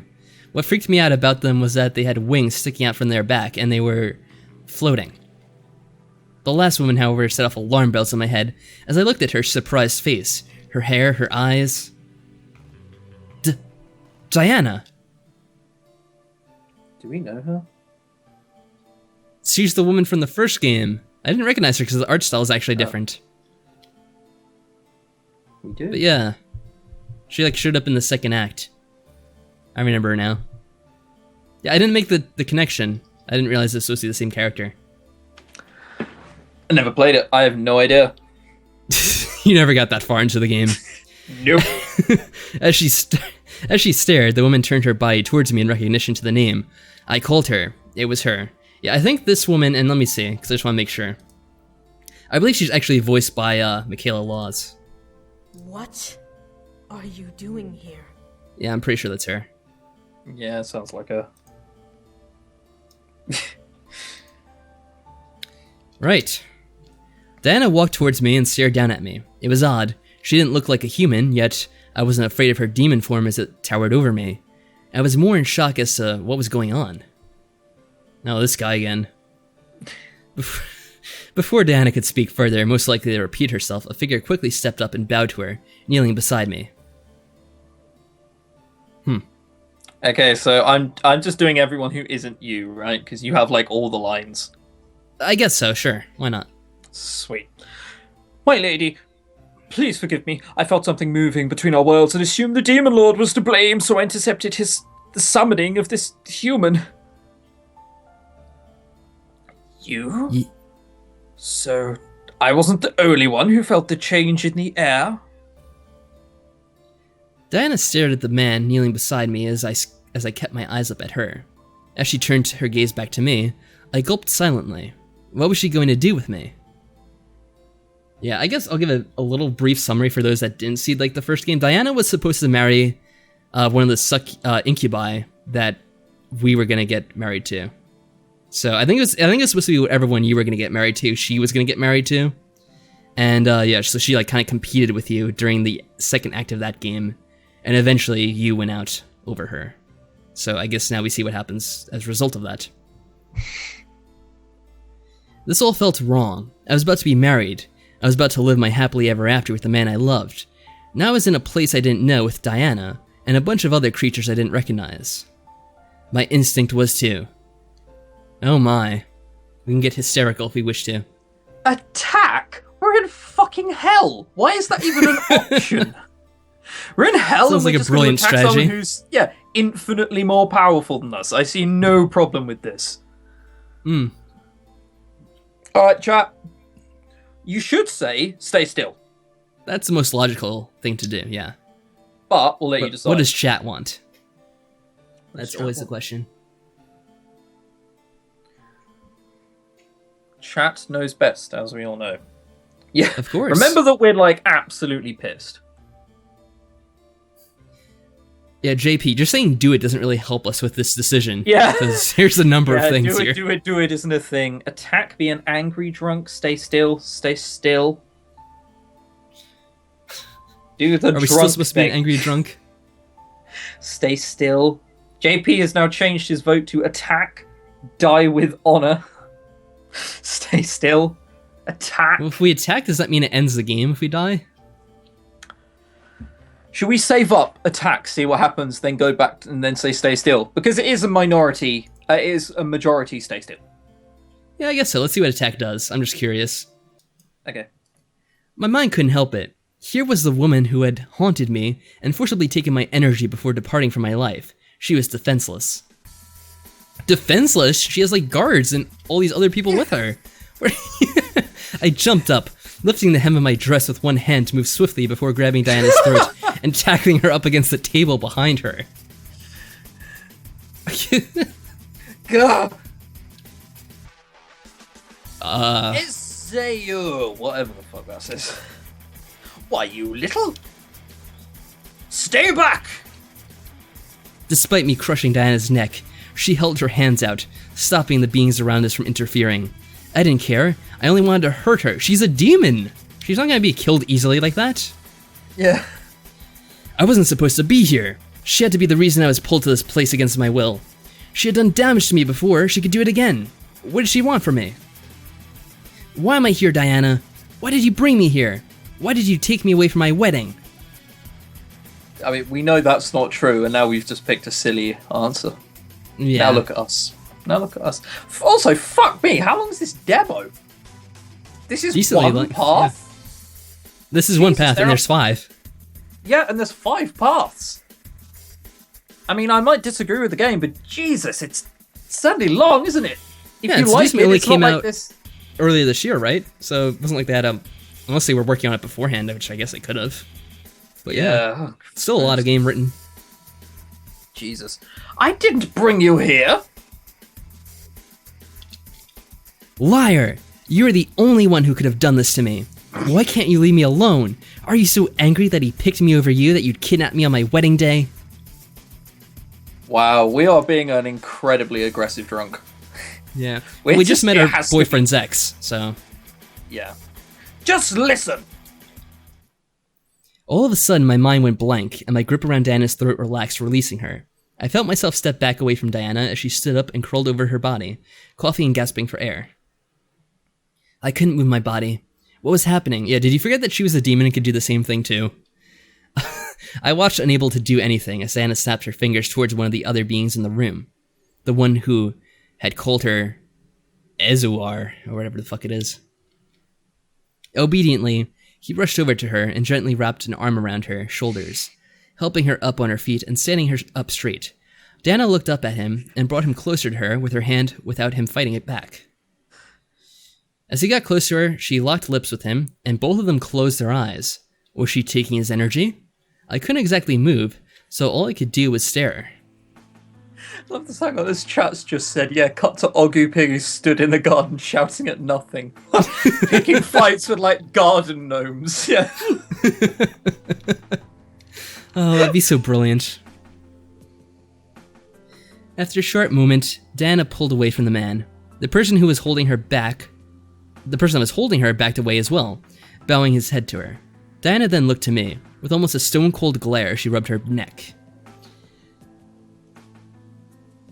I didn't bring you here. The demon lord, the boy's father, tried bringing you to his castle, and my servant interrupted the summoning, bringing you to me instead. You should be thankful that you're not dead right now.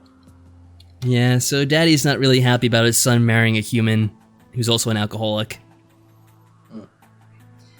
I didn't want to believe her. Why would she care about me? She could kill me now and take the boys for herself, just like she wanted to. Diana stared at me and sighed, before snapping her fingers and released me from her spell. I staggered on my legs, now feeling control over my body, but before I could attack her again, Diana held her arms out to her sides. She was really about to attack again? Wow. Well, even dumber than I thought. You may attack me again if you wish. However, I promise that hurting or killing me will not take you back to where you came from. I eyed Diana, not knowing anymore if she was lying to manipulate me or actually telling the truth. There was no way to know with her. If she really didn't bring me here, then she was still responsible for keeping me. Send me back. Are you calm? Why are you even bothering with her, succubus? She is a human! Oh god, racism in hell. Uh-oh. Racist! Fucking Tumblr's gonna be all over this game, Jesus. Shh! Let them figure it out! Figure out what? Jeez, the faster this gets settled, the faster we can go back to our council. I kept my eyes on Diana, not wanting to trust her, but having to anyway. This was beyond wrong, but I had to go along with it in order to get back. I nodded to Diana, and she sighed softly in relief. I looked around at the other beings in the room. They all kept their gaze on me, unsure of what I would do or say. Diana, however, led the conversation. First, can you tell me what happened to you? Haven't we just established this? Like, doesn't she already know? She seemed to know more than we did. Yeah, whatever. I took a breath, recounting everything that happened. I was about to go to the church to be married, and then I was attacked by this darkness. A couple of hands grabbed my legs and pulled me into it, and then I fell here. Shadow summoning? You tell me. Diana turned to one of the beings, the lanky male, and glared. One of yours couldn't have... Oh, my honor, it wasn't any of mine. We have nothing to gain from kidnapping a human, nor do we know who this woman is anyhow. My lady, if I may, I clearly remember hearing imp demons in the void along with her. It must have been the demon lord's henchmen. Gah, those damnable creatures, that explains it. Oh god, that's Snape, isn't it? Oh, it is. I need to do his voice. I can't do it, Grabby but I'm Jr. gonna try. Grabby Jr. Oh god, as someone said earlier, it's Grabby's and Ogu Pigus from Magical Diaries love child. So he's just gonna speak into everything with just utter contempt. Awesome. Diana crossed her arms and looked to me again. Well, dear, it seems that you were to either a new harem girl for the demon lord to ravish, or bait for the boys to return to their father's side. Either way, I doubt you would have lived long had the demon lord gotten his hands on you.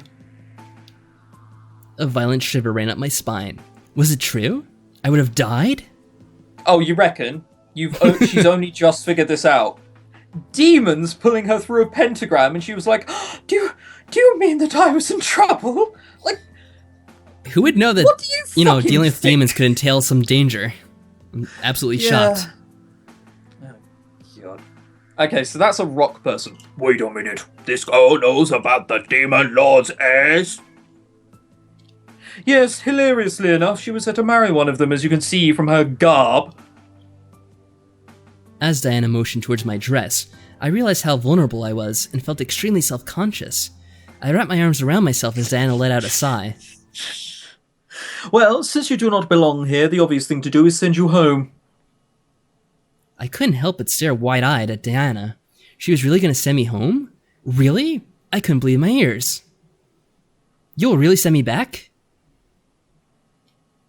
Of course, it should be easy to do once everything is in order. It'll be like you never left the human world. Yeah, isn't it a little bit dangerous though if we can just get pulled into hell at any time by the demon lord? Yeah, and they're not going to tell us, hey, don't have to tell you this. Could happen Is there again. a way to avoid that? Yeah. Don't suppose we could stop that happening in the future, could we? Wait, like I never left the human world? What do you mean by left the human world? You're just getting this now? Yeah. Really? Diana stared before chuckling softly and gesturing to the room and beings within it. Dear, do you not realize where you are? You are in the demon world. My mind went blank. It couldn't be. I couldn't be in the demon world. No way. No way in hell. What a joke. I see what they did there. I see. I felt myself back up against the wall behind me, suddenly afraid. I was in another world? How? That was impossible. Diana stepped towards me, both of her hands softly trying to show she meant no harm as she positioned them in front of her body. Do not panic. We will send you back, so there's nothing to worry about. Oh, look who's returned. It's a bunny rabbit, right? How will you I power a guess. spell? Bringing someone here is no easy task, but sending someone back consumes much more energy. I'll use what energy I have now and rest. We can organize the siege another time when I fully recover. It's not like a demon lord can escape the corner we've trapped him in, so we do have time to spare. Sure. Please discuss all your war plans in front of this girl. Yeah. You'd waste time and energy on this human. We must strike now while the demon lord is weakened. I'm presuming It's that whenever Tinkerbell. someone's... Oh, it's Tinkerbell, for fuck's sake. What voice do you do for Tinkerbell? I have no idea. Good luck. But the human doesn't belong here. She needs to go home. I have no idea who this is, so. Shall I prepare the return spell? I grant you permission to use my energy to power the spell. With a nod, the lanky man held out his hand towards the wall. I looked over in the direction it was aimed at. Diana's shadow? I watched as Diana's shadow simply stood against the wall, mirroring the movements of the real succubus in the room. Before my eyes, the shadow began to morph and expand on the wall on its own. What? Nuh-uh. I looked back to Diana to see her wrapping her arms around herself and curling her shoulders over, as if she was in pain. Her nails embedded themselves into her forearms, and I could barely make out a painful hiss escaping her clenched teeth. What the hell's going on? Was the spell hurting that badly? I turned back to the wall to see Diana's shadow shaking and vibrating, as if it was resisting the change the man was forcing on it. You will obey my command. Open the gates to the void and allow passage to the world we seek. Oh, Latin. What does that mean? I don't speak know, I don't know Spanish, Latin. so I should be able to understand. Yeah, I this, should be right? able to figure out most of it. Give me a second, and I reckon that by myself I of can course. figure it out. If I'm just using my inner thoughts. Transitum. Okay, crossing. I mean, I could have guessed that bit, but it's the rest bit I couldn't have. Ubi apparit Ianuum desidero. Sought passage through the dark emptiness. I want the door where... Did I spell apparit wrong? Yes, I did. I put 2 R's. When he opened the door I want. Wow, your translation skills are unparalleled, Chris. Thanks, man. I think what my mind is trying to tell me... Oh, Michaela Lewis is back and just told us what it was. Allow us to cross through the void to the world we seek. Okay. And Sarah Felix subtly pointed out that you might have been using a Google Translator there. I don't believe it, though. I think she's wrong. No, those skill. are unfounded rumors. Those are unfounded... Don't know what you mean. Popsing currently relaxing from work. Okie dokie. Upon Diana's final word, her shadow burst and expanded to an oval-shaped doorway. I stared wide-eyed at the passage, before a hand placed itself on my shoulder, forcing me to look over.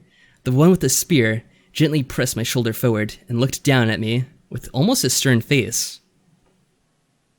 I forget which one had the spear. You must leave now. The faster you leave, the quicker we can close the void. Go get... I have no idea who's saying this. Get I'm married. still pretending it's the demon, but the demon probably doesn't have much of an interest in her marriage plans. Go get married! Yes, have lots of kids, be happy, all that stuff. I quickly nodded and lifted the bottom of my dress, stepping forward to make a run for the passageway. However, before I could bolt towards my freedom, a snarl echoed throughout the room. Oh, look who's here. It's David Bowie. You have to do David Bowie's voice for this. It's David Bowie! Oh, God, I can't do David Bowie. He's from, like, South London, mate, innit? From Brixton. You know, he's from that place. I can't do him properly. Michaela Law says, hopefully the game hasn't been too torturous for everyone to endure. Not at all. We've been role-playing that we are, in fact, just an aggressive drunk So this isn't happening at the moment. We're not in hell. What we're actually doing is we're currently just like picking fights with garden gnomes in the garden. Yes. It's just really angry. We're just a really aggressive drunk. None of this is happening. How dare you interfere with my summoning? Oh no, hang on. I was supposed to do David Bowie, wasn't I? Yeah, that's a great David Bowie. Yeah. At that very moment, Right, Diana began to roll scream. back. No, roll back. All right, let's do it again. It's easy. Let's hear proper. So, I need to do like from Brixton, like that. So, Yes. even though that is David Bowie, I think he's from like Essex, from whatever, South London, Essex, it's the same thing. How dare you interfere with my summoning? I don't know.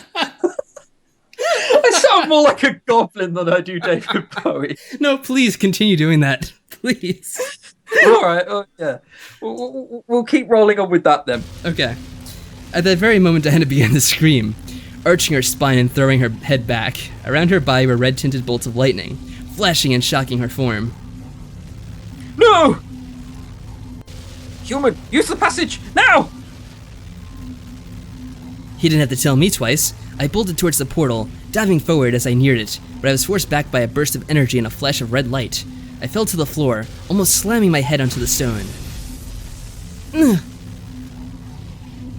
The human will never ever leave this world alive! From Brixton! Oh, that's great. That's perfect. Oh, man. You spineless worm! Close the portal, the demon lord might get through. But the human? Close it. Oh, that was great. I'm sad it's over now. As commanded, the man pulled his hand back, visually forcing his arm back behind his body, and Diana's shadow quickly began to morph back into a simple shadow. The electricity around Diana faded away and she began to tip forward. The man with the spear dropped his weapon and caught Diana in his arms, cradling her to his body as she panted and gasped for air. I don't sense the demon lord anywhere. The worm has to scurry through the shadows to try and fight back. He'll be dead soon enough. How is she, God? Fucking hell, trying to remember all these voices. You're doing well so far. Diana seemed to... I don't think you'll ever forget the Demon Lord's voice, though. That one you just got. Yeah. Diana seemed to be looked injured, but her body was twitching from the aftermath of the magical attack. Her visible eye was shut tight as she dug her fingers into the guard's jacket to cling to it. As her eye opened, I saw not a blood, ruby-red color, but I saw a cold and unfriendly golden color painted over her iris. Her mouth opened as she panted for air, and I could see hunger in her facial expression. But she continued to stare at the wall, not wanting to make eye contact with anyone. Oh god, who's saying this? The guy to her left. I don't remember his voice, though. I don't think he has a voice. I think it was just generic, wasn't it? There are no physical wounds, but she's been weakened. I must give her my energy so she can recover. The man swiftly moved and hooked an arm underneath Diana's knees, lifting her up bridal style as she clung to his jacket, shivering. The spear that had fallen to the floor faded into black and purple mist as she quickly left the room with her in his arms. My mind, however, began to panic. I couldn't go home. Why was I being forced to stay? Damn the Demon Lord! This wasn't right. There's an imp in this castle. That is the only way the demon lord could have been able to interfere. You, guards by the door, hunt it down. A pair of guards that were apparently by the door saluted the one commanding them and ran off. I felt out of place, alone, terrified as to what was going to happen. The Demon Lord wanted me here, and his words pounded at my mind. How's it going to get home? Would I ever be able to go home? Hey. I looked up to see the winged person, hovering near me before they moved, and sat on their knees on the stone ground beside me. We'll get you home, okay? Diana just needs a little rest, okay? She needs more than... Oh, this is you. I keep on thinking it's going to be me. Oh, thanks. And I think this is the rabbit now. She needs more than rest. She needs to use a different spell to send her back. The demon lord will expect her to use the shadow spell again. Oh, fuck's sake, who's this now? No one's got their mouth Snape? open. It's partially opened. Oh, okay, sure. How about the normal way? I'm sure we can connect to a witch or even the warlock she used before to reopen a portal to the human world. I think this is now the rabbit. The warlock she used to get the human world died, remember? And he was the most powerful warlock in the human world, practically a god himself. What other human could be used to open a portal without another human dying? It was merely a suggestion. The faster we get this human home, the faster we can move on and finish off the demon lord.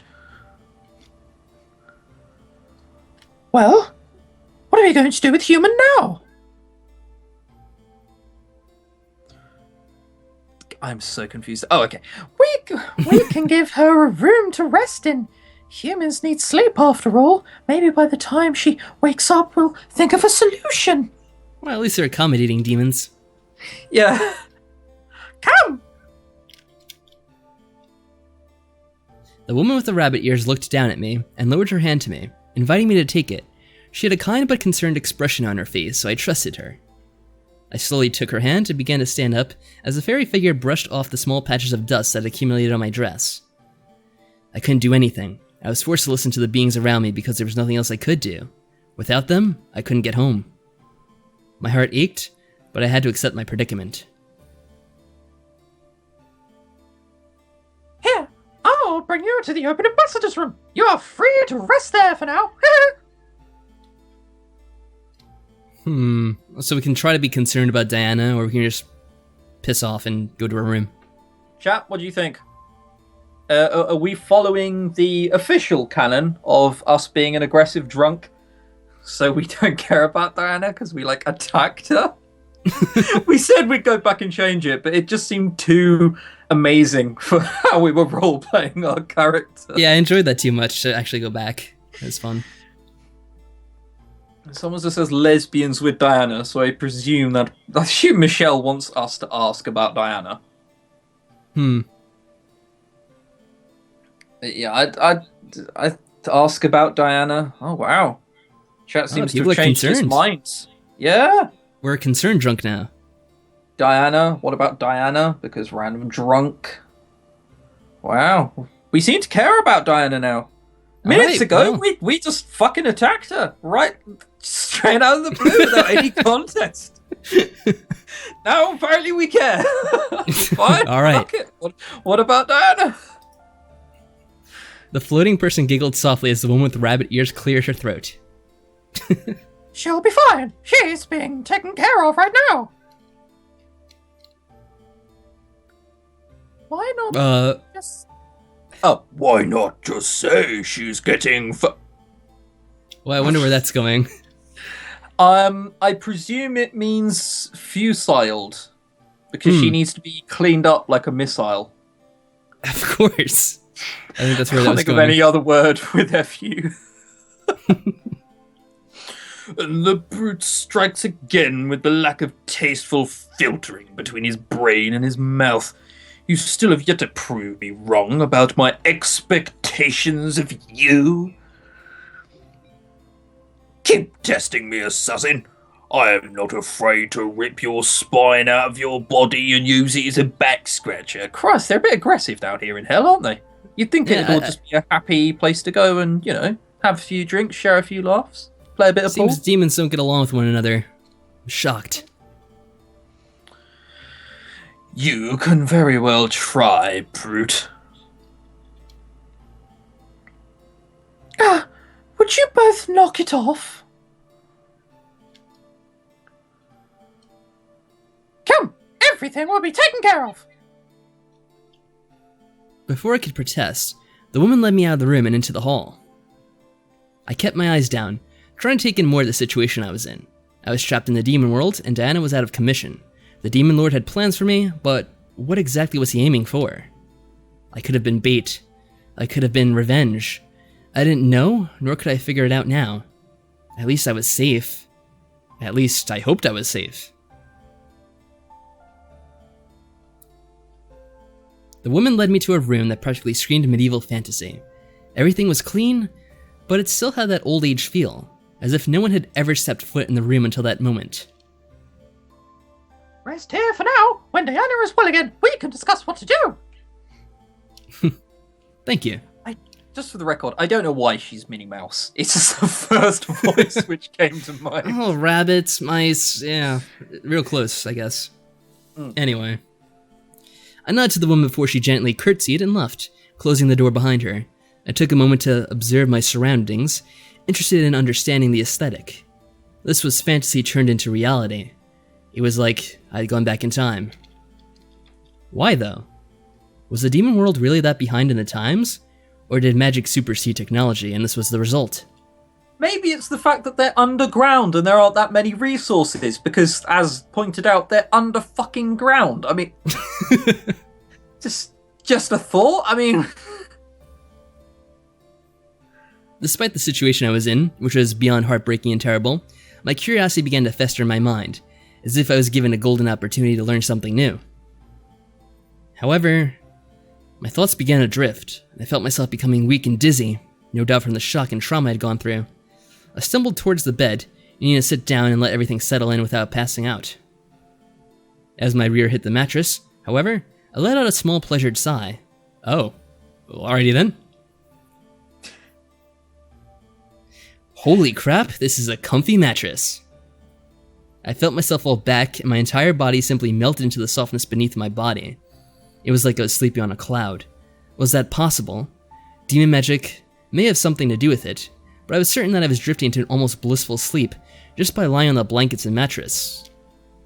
Not caring that I was still in my dress. Apparently, hell in this world isn't underground. They're in a different plane of existence. In that case, they're just quite frankly lazy. They should have the technology able to keep up, but apparently they're just too busy bickering and to actually, advance themselves technologically. It must be that, right? Yeah, too many bloated egos in the demon world to progress technology-wise. Too much sex. They can't be bothered to do anything because of too much sex. They're just sitting around and going, well, we could try and work on technology today, or could just have sex. Up to you. That's very true. They always pick sex. That's what I'm presuming happened. They're not in hell either. Hell is a different plane from the opposite. All right, I give up. All right. All right, so we're in a different place right now. Yeah, they're too busy having sex for to even care where they are. For all they know, they could be in, like, Stoke, England. They don't care. They're too busy having sex. Oh, man. Not caring that I was still in my dress, I closed my eyes and drifted to sleep. I needed the rest, since Diana wouldn't be available for a while anyway. Darkness surrounded my mind, my dreams remaining silent and hushed in the cool and calm black. No nightmares appeared, and no sounds were made. I was simply resting, and that was all my body needed. I let my thoughts wander into my subconscious, thinking about what was going to happen now. What will the boys do when they realize I'm gone? What will he do? I imagined him finding a way through to the demon world and pulling me back to where I belonged, wrapping me in his arms and swearing never to let me go. I would be relieved, and we would be married just as we planned. How unrealistic was that? I had to be realistic now. I was stuck, and the only one who seemed to be able to send me back was Diana and her companions, whoever they were. I had to trust them, whether I liked it or not. Eventually I did rise from my sleep and somehow fully refreshed and calm. How could that have been? Did you have a good rest? I turned my head to see Diana at the door, arms crossed and leaning against the door's archway. She had a look of concern and pure curiosity on her face as she waited for my answer. Oh. Chat, you know what to do. Which one are we picking?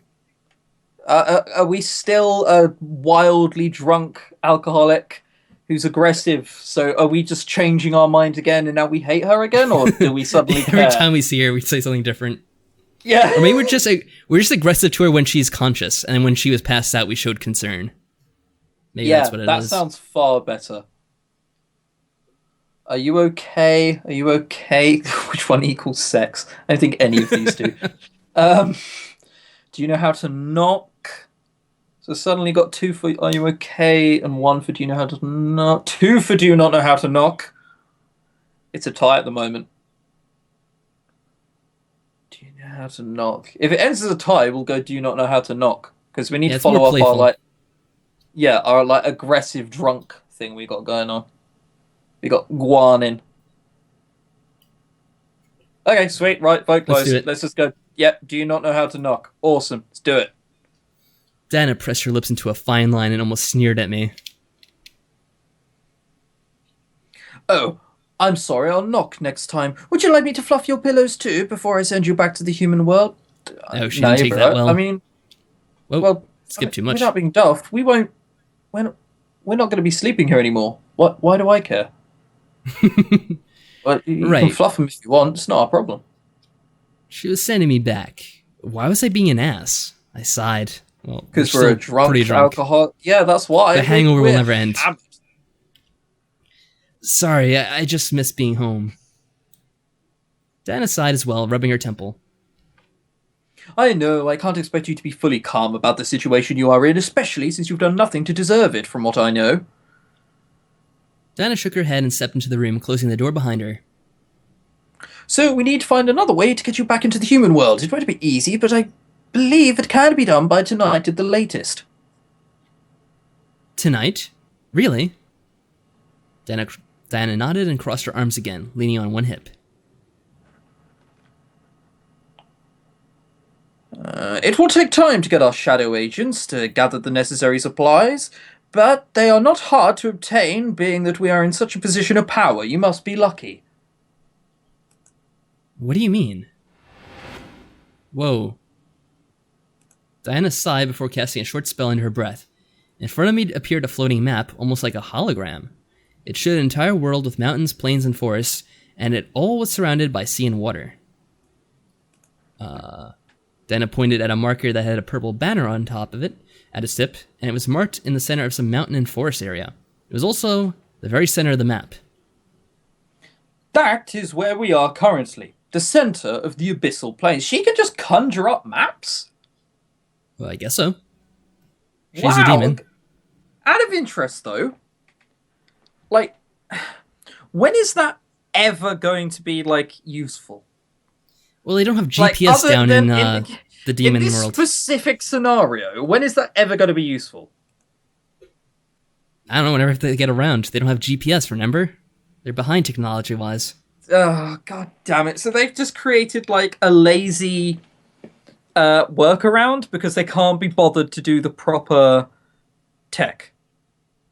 Is that why? Because they're too busy having... Is that the reason why they have to conjure maps? That's such a... so much effort. Diana then ran her finger in a circle around the marker, showing a perimeter around it.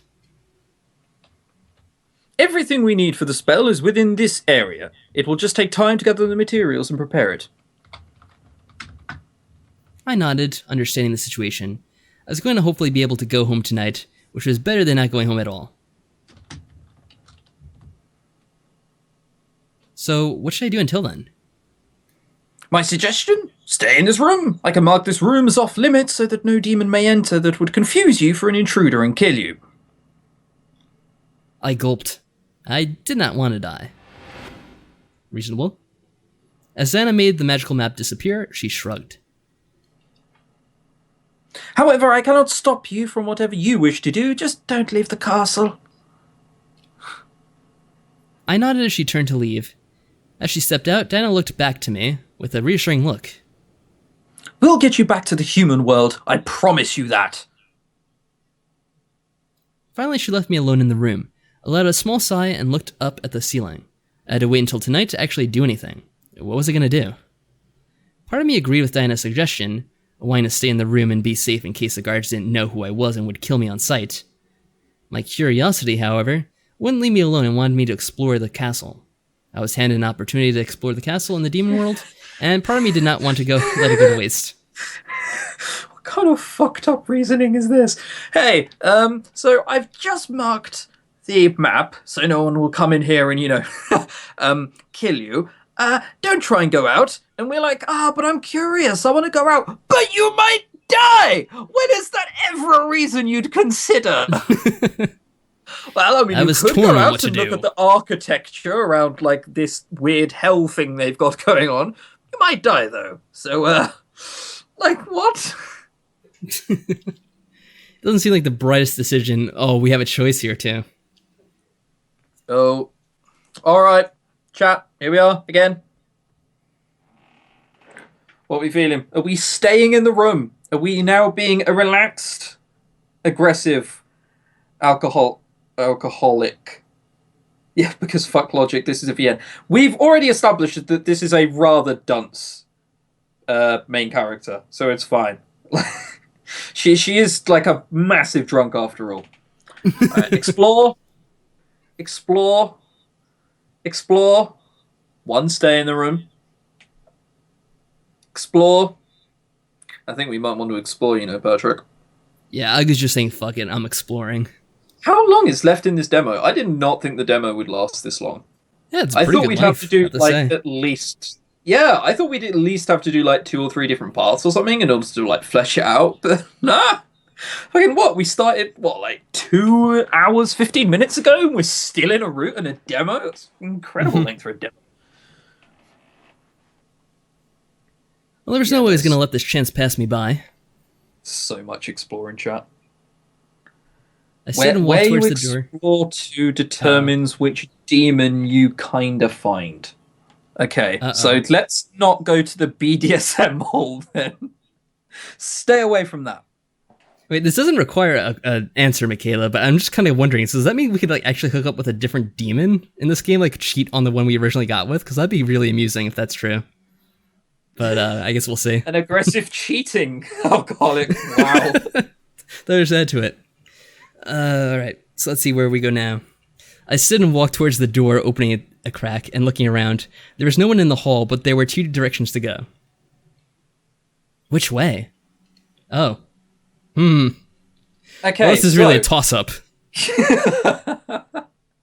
Okay, so she said that where we explore determines which demon we can find, right? Mm-hmm. So, left will probably mean we find a left-handed demon. Now, what is another way to describe left-handed? You're right. You got me. Sinestra. Sinestra, do you know what that means? That means fucking evil, mate. Right. Just saying. So if we go left, we're bound to find a left-handed demon who will screw up our life. That's usually how it works out. Never go left. No, but interactions with the other demons help determine the ultimate ending of who rules the demon world in the endgame. Do we want to cheat? We'd love a cheat. A cheat sounds great. Sure. I'll take it. Yeah, as long as we can still roleplay as an aggressive alcoholic whilst we cheat. Ah, see? Luna in chat. Left-handed, she's a mod. That must mean she's evil. Yes, because mods are always evil, and you have to ride against them. That's how chats work. Mods are always evil. That's how that works. One of the most underappreciated volunteer position you could ever take. Yeah. Okay, so left is Diana in Spear Demon. What did I fucking tell you, mate? What did I tell you? Spear Demon. Left, right, Fairy. Right, left, Snape. Right, Orc. Oh, come on. Now you've said that, everyone's just going to go right, left. We have to pick Snape. We have to. We have to relive the romance. I mean, obviously we're going to wait for the, things to come in, but it's got to be right, left. Which is definitely what I would have done anyway. I would have gone right. But, yeah, see? Snape, right? Everyone's just going to pick Snape now. Snape. Yep. Snape. Yep. It's all Snape. Snape for the win. Snape. People love Snape. That's all I'm saying. Well, I wonder if they love Snape or whether they love Alan Rickman. Huh. That's a good point. We must see Ogu's love child. Yeah, let's do that. All right. So I went right. Yeah, okay. I closed the door behind me as I exited the room, and I began to make my way down the right corridor. Everything was definitely medieval style, and it felt a bit small in the hall. It was like I was in a fairy tale, walking around in a wedding dress. It felt almost dreamlike. Yeah. The passage seemed long, decorated with wall candles, paintings, and random curtains and flowers. It was mystical to see, and I smiled. As I approached another fork in the hall, however, I sighed. This one is left. There's no romance, but we just want to speak. That's true. To the rebel. We just want to speak to Snape. Really? How does anyone find their way around? I looked back, knowing I hadn't walked far from my room. I could turn back, yet... Well, I could actually go back at this point, but nah. We're going left. No. We never turn back at this. No way. We always do that. I was heading right, so I decided to try the opposite direction this time. I turned left and headed down the hall, greeted by more fantastical decor. The hallways began to almost drive me nuts. I found myself going upstairs, then downstairs, then wound up in a 4-way corridor. Where have I landed myself? I became frustrated. Maybe giving in to my curiosity was a bad idea. However, the sound of an argument traveled through the air and caught my attention. And you brought me this. Why? Sir, the Rebel Queen demanded it be brought here along with the other materials. A flower is not important to the ritual. Throw it away or something. But sir... I don't want to hear it. Get out. From a nearby door, a man dressed in a dark cloak, holding a white lily-like flower, practically ran out. He left the door ajar, but let out a sigh before turning to walk away and not noticing me. What the? Yes, and he's holding a lily too on top of it. And of course he's in a library. Evidence. Yeah. Why would he not be in a library? Jesus Christ. But I closed chat for a second. I open it up and everyone's saying hello to Kagi Films and then bye to Kagi Films. It's the entirety of chat. Is Kagi Films renowned or something? I don't know. They have a check mark next to them, which means they're verified, so they must be someone. Oh, that must mean you're famous, so I hear. Oh, fuck's sake, it just links to his, gaming YouTube channel. By all means, keep reading. I will... Oh, right, 172,000 subscribers. Yeah. Oh, so they do have some backing behind them, I guess. Yeah, that's why everyone said hello. Whoop. I was trying to scroll through chat instead. My mistake. Anyway, I'll just continue. I walked over and peeked in, seeing that the room was a library. It was huge, and in the middle of it, by a table covered in books, was the lanky man who cast a shadow spell before. Oh, Kagi Films is Sam. Yeah, we don't know how to break this to people. We turn voices off pretty quickly. We had no idea. We also know, no big YouTubers bar the ones we already watch. We don't diversify much. Well, I don't. You do. Patrick watches the ones all the time. I watch the same people I've been watching for 8 years. So, yeah, okay. So he does the voice of Sam. Who is Sam? He was the aggressive one, I think? I don't know. We've gone down Eric, so we don't even know who Sam is. I think he's green. The color green, anyway. Oh, okay. Right. Green. Sweet. I know you are there, human. How'd he know? What? Was he able to smell me or something? The man turned to look at me from over his shoulder. How could he possibly know? The demons who summoned a very map of everything in front of my eyes and I didn't bat an eyelid, but suddenly he can see where I am behind me and I'm so surprised. Oh, Jesus. Room. Not wanting to be rude. The man turned towards me and crossed his arms. Wish to come in, then come in. I'm not fond of people peeking in doorways. Immediately I stepped into the room, not wanting to be rude. The man turned towards me and crossed his arms, taking in my full form. Well, what may I help you with? Great attempt at voice acting, Tenorum. Yeah, there's a reason I haven't been hired to do one of my repertoire of silly voices. I'm incredibly offended no one complimented me with all my female voice acting in this game. Oh, yeah, that's the point. I've at least been trying to diversify, though. You've put on a slightly girly voice. Me? Mate, fucking hell. I did a perfect David Bowie. I even did a saxophone earlier on. I'm honestly, I'm slightly offended I haven't been asked to do the voice acting. Kick what? James Brown Jr. I'm presuming he's a VA, a voice actor, because it's got VA after his name. Kick him off. Proudly Films, you don't need him.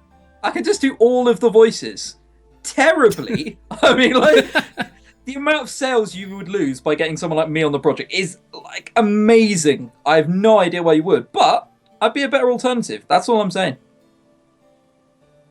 But yeah. Did I read this line? I don't remember. Nah, read it again. I don't think I did. Huh? Oh, I was just wandering around. I didn't mean to intrude on anything. Huh? Oh, I was just wandering around. I didn't mean to intrude on anything. You needn't. You'll be returned to the human world soon enough. I bit my lip. He was right. I really didn't need to wander around if I was never going to return. Still, my curiosity was pulling me to explore the castle, and there I was, in a library. Well, I simply wanted to see more of the place I happened to land in. Oh, God. Kel just said in chat, I'd love to have him as Demon 3. I don't even know who Demon 3 is. Well, hey, it could be your first role. The start of a beautiful career. Yeah, the start of a beautiful career. Voice acting with people who are much better than me. Yeah! Who needs talent to get roles, man? You can just do nepotism. It's so much easier. Like, nepotism all the way. Anyway, I see. And have you found anything of interest in your little exploration? I found this library, didn't I? That you have. The man turned back to the table as I took a moment to look around. There were so many books, it was almost dizzying to peer at them all. How much information was stored here? The man glanced at me as he continued to work on whatever he was focusing on. I'm curious about something human. Since you are here, you can answer this. Where is David Bowie? Oh, it doesn't say that. Sorry. Oh. Got excited for a second. I turned back to the man as he straightened up and faced me once again.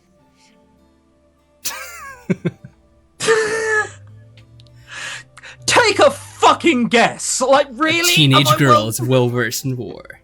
Yeah, a teenage girl who hangs about with a few demons in a wedding dress, who's just wandering around a castle in which she could die and is well aware she could die. What do you think? We did try choking Diana. Maybe that had an effect on it. Yeah. Or superb fighting tactics there. Yeah, the fight we lost. Yeah. Are you well versed in war? Excuse me? The main character is 21 years old. I think that's what we said, wasn't it? I said teenage, but close enough. God, he meant 19. He meant 19. That's what he meant. Of course. Yes. That came out of nowhere. Why would he expect a woman in a wedding dress to know about war? No, I can't say that I am. Humans tend to try and stay out of war. Social commentary. Truly, I am surprised. I've heard that your world is ruled by multiple leaders and beliefs. How are you not constantly at war? Alright, so it is 2 years after the first game, so I was kinda close. Damn. From the tone of his voice, it almost sounded like he was mocking me. Do you think little of humans? I glared. We try and maintain peace because we all know we're different. We don't always agree on things, but we all mostly agree that war is bad, so we avoid it. You might be speaking for a bit too many people there. I'm not sure how much truth is coming out of your mouth at the moment, Ogu Pigu.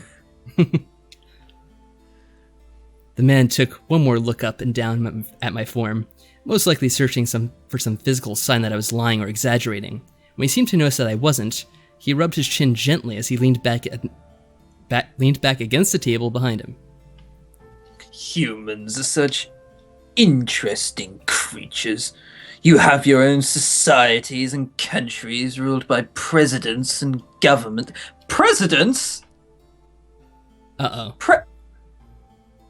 This Snarm's about to be triggered. Right here, this demon right here, not taking Europe into account. Or, I say Europe, any other country which England is owned at some point. They're the only ones who seem to have prime ministers. But other than that, not taking Europe into account. I'm honestly offended. And I'm going to set Tumblr on your game. I just thought I'd let you know. Whereas that you are ununited and yet you thrive. I wonder if the demon world can benefit from such a seemingly ignorant agreement. Was he being serious right now? Why was he so stuck up? I crossed my arms, glaring harder at him. Why does it matter to you what the human world does? You're a demon. Things we do there don't affect anything here. I'm going to stare this demon to death. That's not a plan which is going to work for you. Ah, but that is where you are mistaken. The man walked around the table and gestured to the books and maps that had covered its surface. Hang on. Dev's saying that Tumblr is already aware of Seduce Me 2 and they're being very supportive. We've already established that this game is about an angry alcoholic and that there is racism. I can't remember why. Or how. Yeah, never mind how Tanara may have came to this conclusion. This is what he's come to. It is art, it is subjective. And subjective means I could say whatever I want, regardless of evidence. Exactly. I've said this before, haven't I? Who's the author who wrote Fahrenheit 451? I always forget his name. Oh, I always forget too. Yeah, he once showed up to a lecture at a university, and the students told him that the meaning of the book was wrong. And that he was wrong. It meant something else. I'm pretty fucking sure you're wrong, mate. How does that ever make sense? Ray Bradbury, by the way. Ray Bradbury, that's the one. Yeah. Michelle, lightning fast in chat saying Bradbury. I wanted to call him Dean, but Dean didn't seem like the right name for a writer. No, not at all. Oh dear, right. When fighting a war, you need to look at all the details and try to find the most efficient ways to bring your enemy down. When resolving it, you must be able to not only bring peace, but you must also know how to manage the land you have conquered in the aftermath. Yeah, unlike they did during the Iraq War with George W. Bush and everything. Whoa, that's politics. Political statement. That's a political statement. That's going beyond a joke, that is, Patrick. Oh. At this point, we're in serious shit. Dark comedy. I looked to the map to see multiple routes and ideas plastered over the parchment. Was he seriously doing this much research for this war? However, the man simply crossed his arms. Yeah, of course. He's a cool motherfucker. He don't give no fucks. Unfortunately, I suppose that research on the human world would be for naught. We are two different worlds, after all.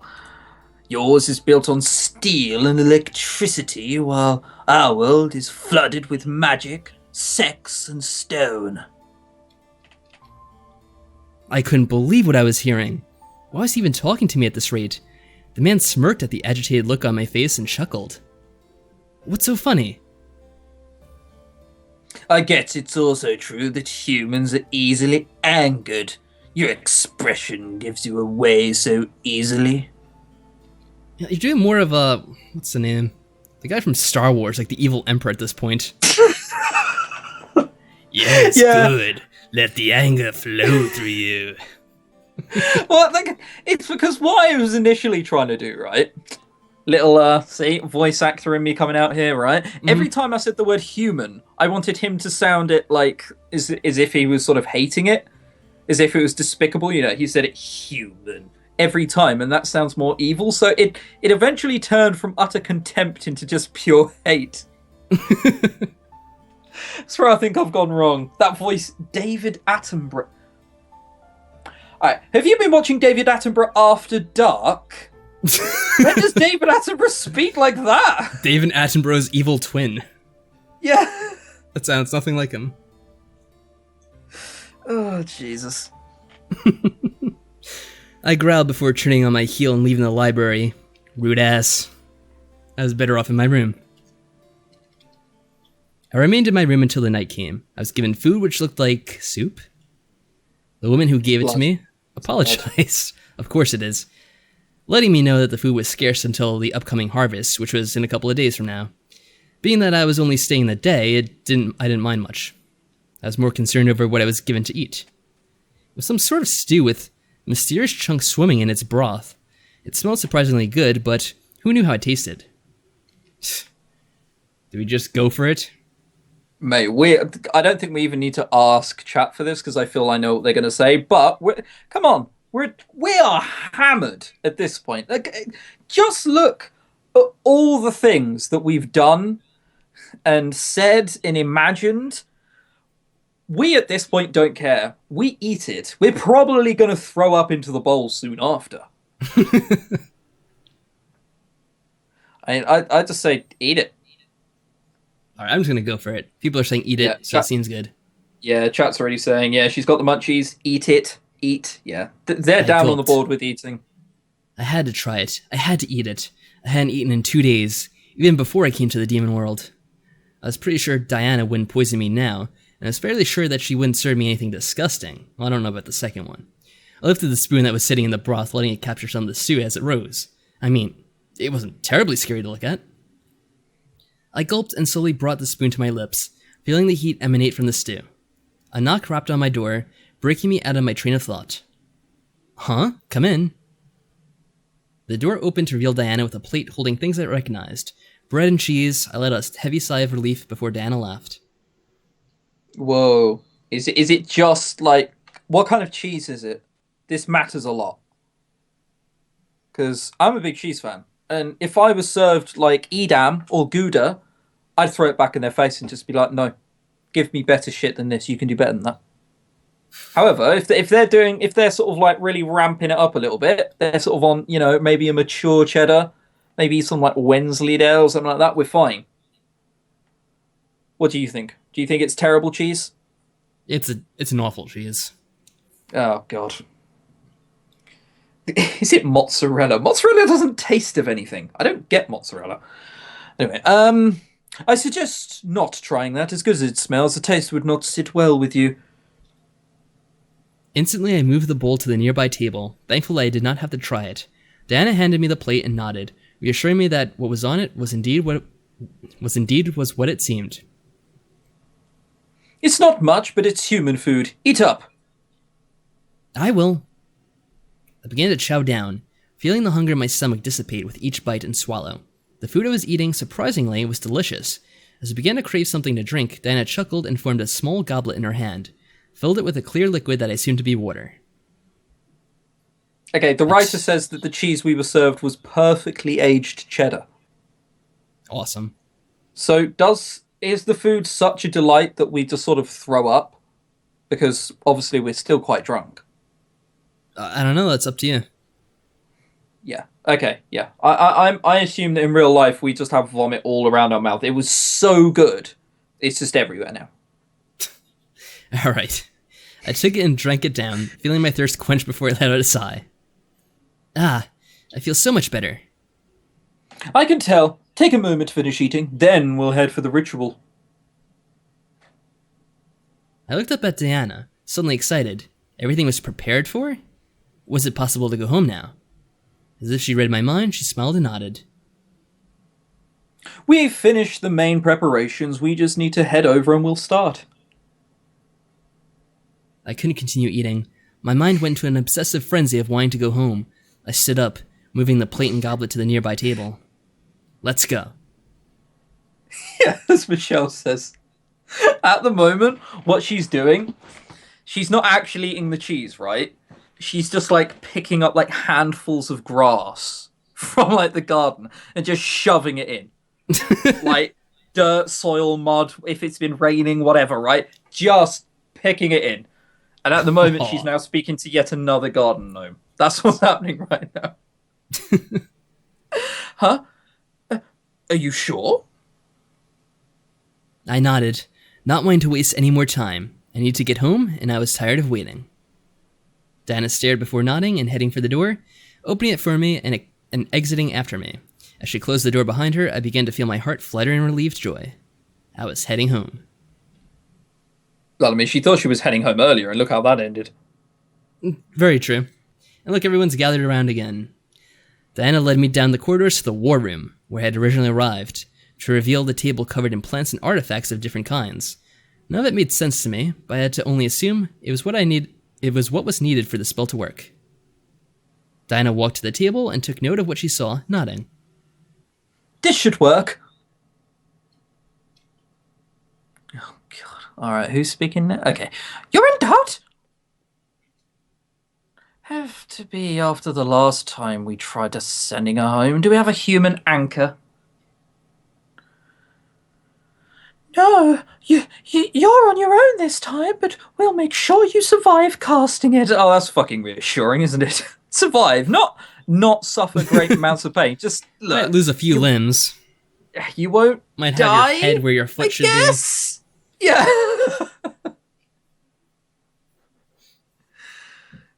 Who's speaking now? It's either the rabbit or Snape. It's. I have no idea. I think it's Snape. Who is it?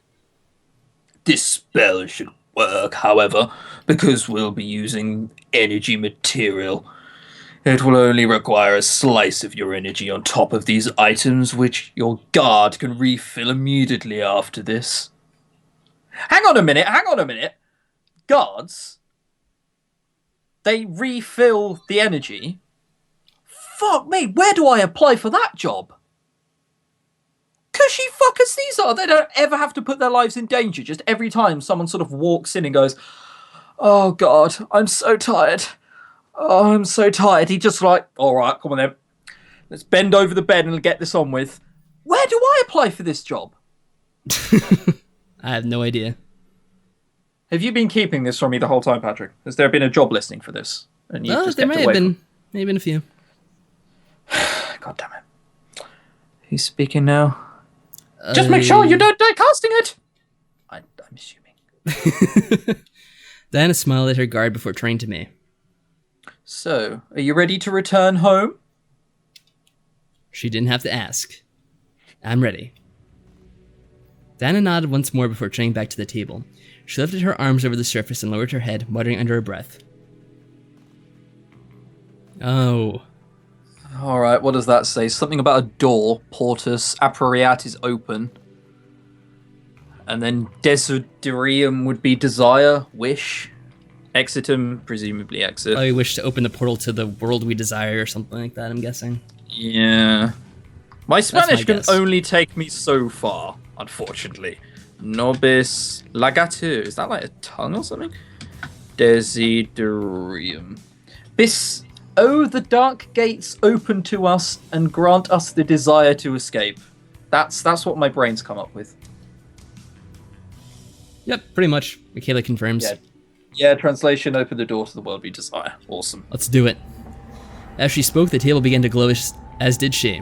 A dark purple aura began to surround her form as she lifted and arched her head back, staring at the ceiling. A glimpse at her eyes made me gasp. Warm golden orbs covered her blood-red irises, glowing with magic. She was deep within the spell, and I could see it slowly draw energy from her body. The items on the table began to gleam wildly, light orbs floating from them, and dancing in the air above the table's surface. They began to weave back and forth with each other, almost as if the lights were dancing to a silent tune. The other demon stepped back as Diana moved her arms up and pointed to the dancing lights. Her finger pointed into the air, leading the lights to follow where directed obediently. She drew a large circle in the air, and the lights followed like a perfect trail, spreading out and forming a large void in the air. As they finally stopped moving, they burst into a bright light, causing the demons and I to cover our eyes from it. It engulfed the entire room, but died down just as fast, revealing a small tear in the air. Diana quickly leaped forward and dug her hands into it before pulling the tear apart, revealing... my bedroom! Diana continued to pull the tear open, giving it enough space for me to jump through. Here, can you check? I just sent you a link. Hang on, I'll send you a link directly to the picture. Rosewing, very kindly drew us a picture of what's actually happening in Ogu Pigu's life. Can you bring that up on stream somehow? What is it? Let me see. Look. Oh, God, basically that's her in a garden, yeah, with like a bottle of JD. Just awesome. speaking to a gnome. Can you bring that up on stream? Can I? I don't know. I'm not really too inclined towards these sorts of things. Let me see. All right, a second to figure out. We'll try and show it in the Q&A afterwards then. Yeah, I'll show it afterwards if I'm able to. Amuse me. I'm gonna bookmark that. Okay, that's good. Good work there. Right, yeah. Anyway, we were in a really tense scene, weren't we? Yeah, we were actually. Yeah. Hurry up and go through. This is your chance. I wasn't going to let it go to waste. I gripped the bottom of my dress and rushed forward, using momentum to jump into the air and forward towards its void. I could almost reach it. I could feel the air conditioning in my room right at my fingertips. I was... Oh no, here we go, it's back! Oh, it's David Bowie. I forgot what he sounded like already. What was it? He's from Brixton. She will never leave this world alive. Yes. The Demon Lord's voice rang through the air just as I saw my fingertips pass through the tear. What's up the rest of my body was a red light and force forcing me and Diana back to the opening. Gah! Gah! I felt my body fly backwards and slam into the wall before I landed on the stone ground. I heard Diana as well, land beside me with a painful thud. I looked up and felt my heart break as the tear became wrapped in red lightning, zipping itself closed and vanishing into thin air. No. No, this could not be. Damn it. That should have worked. How could it have failed? We must have missed something. Was there anything we had forgotten? No, I verified everything myself. Then why was the Demon Lord able to overpower a gate spell? I highly doubt you know either, brute. Stop fighting! We need to make a plan, and all of you are just being stupid! Stupid, stupid, stupid, stupid! Are you all right? That name we don't know how to pronounce yet. I'm fine, is... I was too lost in my mind to fully understand what was going on around me. I was so close. I felt the other side. I'd almost made it home. Why couldn't I go home? Diana's grunt of pain next to me made me shoot my head towards her, and I watched her slowly push herself off the ground and glare at the table. The Demon Lord must have done something more than simply bring her here. Okay, so apparently it's pronounced Ezeyor. Awesome. Who's saying this? What could he have done? I don't know who's saying that. Now it's Snape. The Demon Lord is incapable of doing anything of the sort. His lackey imps must have done something to her. A spell? A curse! I looked to the rabbit woman, seeing her stare wide-eyed at me. The other demons stared at me as well, and suddenly I felt like I was on display. Was something wrong with me? She will not leave the demon world alive. He must have placed some sort of curse on her to prevent her from leaving this plane. In order to leave, she'd have to die. What? My mind went blank. Did the Demon Lord really curse me? Was I forced to stay in this world until I died? I could never go back? Are you suggesting a barrier curse? That would explain the red energy that sealed the tear. But dark magic like that requires the blood of 1,000 demons. He must have sacrificed part of his army to cast a curse on her that would prevent her from leaving. The Demon Lord is that desperate for her. The only way to break that kind of curse is to kill the caster. The Demon Lord himself. Yeah, fucking David Bowie. No, not David Bowie. Jesus. No. What a twat. She's trapped here until the war is over. My body began to shiver violently. The Demon Lord killed 1,000 demons just to trap me here? Why? Why? I slammed my fist into the ground and began to scream. I want to go home! Why? I could feel the sympathy and anger in the room, but I didn't care. I was beyond livid. I was far past broken. I was seeing red. Yeah! A very feminine scream. What else, Ogu Pigu, a pirate? Yes, a drunk pirate now, with one leg. Oh. And one eye. As my voice ripped through the air, a bright light erupted through the room once again. Everyone covered their eyes, but Diana quickly scrambled to get on her knees and covered me with her body. She held me tightly as the light invaded the space, and slowly began to fade. As the light finally died, everyone moved their hands to see what had happened. In the air was a white tear that was slowly opening, facing down towards the table. Something was coming. I could feel it in the air. The guard summoned his spear and pointed at the tear, glaring at it and gritting his teeth. Something's coming. In reply, Diana summoned what looked like a saber and placed it in front of us. Ready yourselves, it could be the Demon Lord. The other demons in the room readied themselves and stared at the tear, either holding a weapon or preparing a spell. I felt the air change, become heavier as the tear began to grow. The energy around it began to pulsate, making everyone in the room that much more tense. I stared at the tear as well, frightened as to what was coming. Was it the Demon Lord? His minions? My mind began to cycle through fearful ideas of what was about to appear. And it's... My heart almost stopped. Is it Eric? I assumed it's going to be Eric, but we'll see. I guess it's still being dragged on. Falling from the tear and landing on the table were the 5 Incubi brothers. It's all of them. They are problems helping one another, having come through one at a time. However, as the last brother landed, the boys fell to one side, toppling off of the table and landing on the floor. The rebels around me stared at the fallen pile of Incubi, confused and surprised. As the tear in the air closed, the ogre man was the first to lower his sword. What the hell? Who are they? Careful, they could be the Demon Lord's men. No! The rebels looked to me as I stood up, Diana following and still protecting me, and I stared at the boys on the ground. They all looked dazed and a bit shell-shocked from having fallen twice in rapid succession. I almost couldn't believe it. There they were, right in front of me. My mind couldn't help but remember how I had first met them.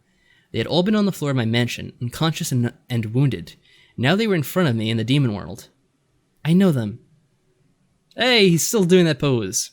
Yeah. I stared at the one I was meant to marry, seeing him slowly shake his head and rise from the ground.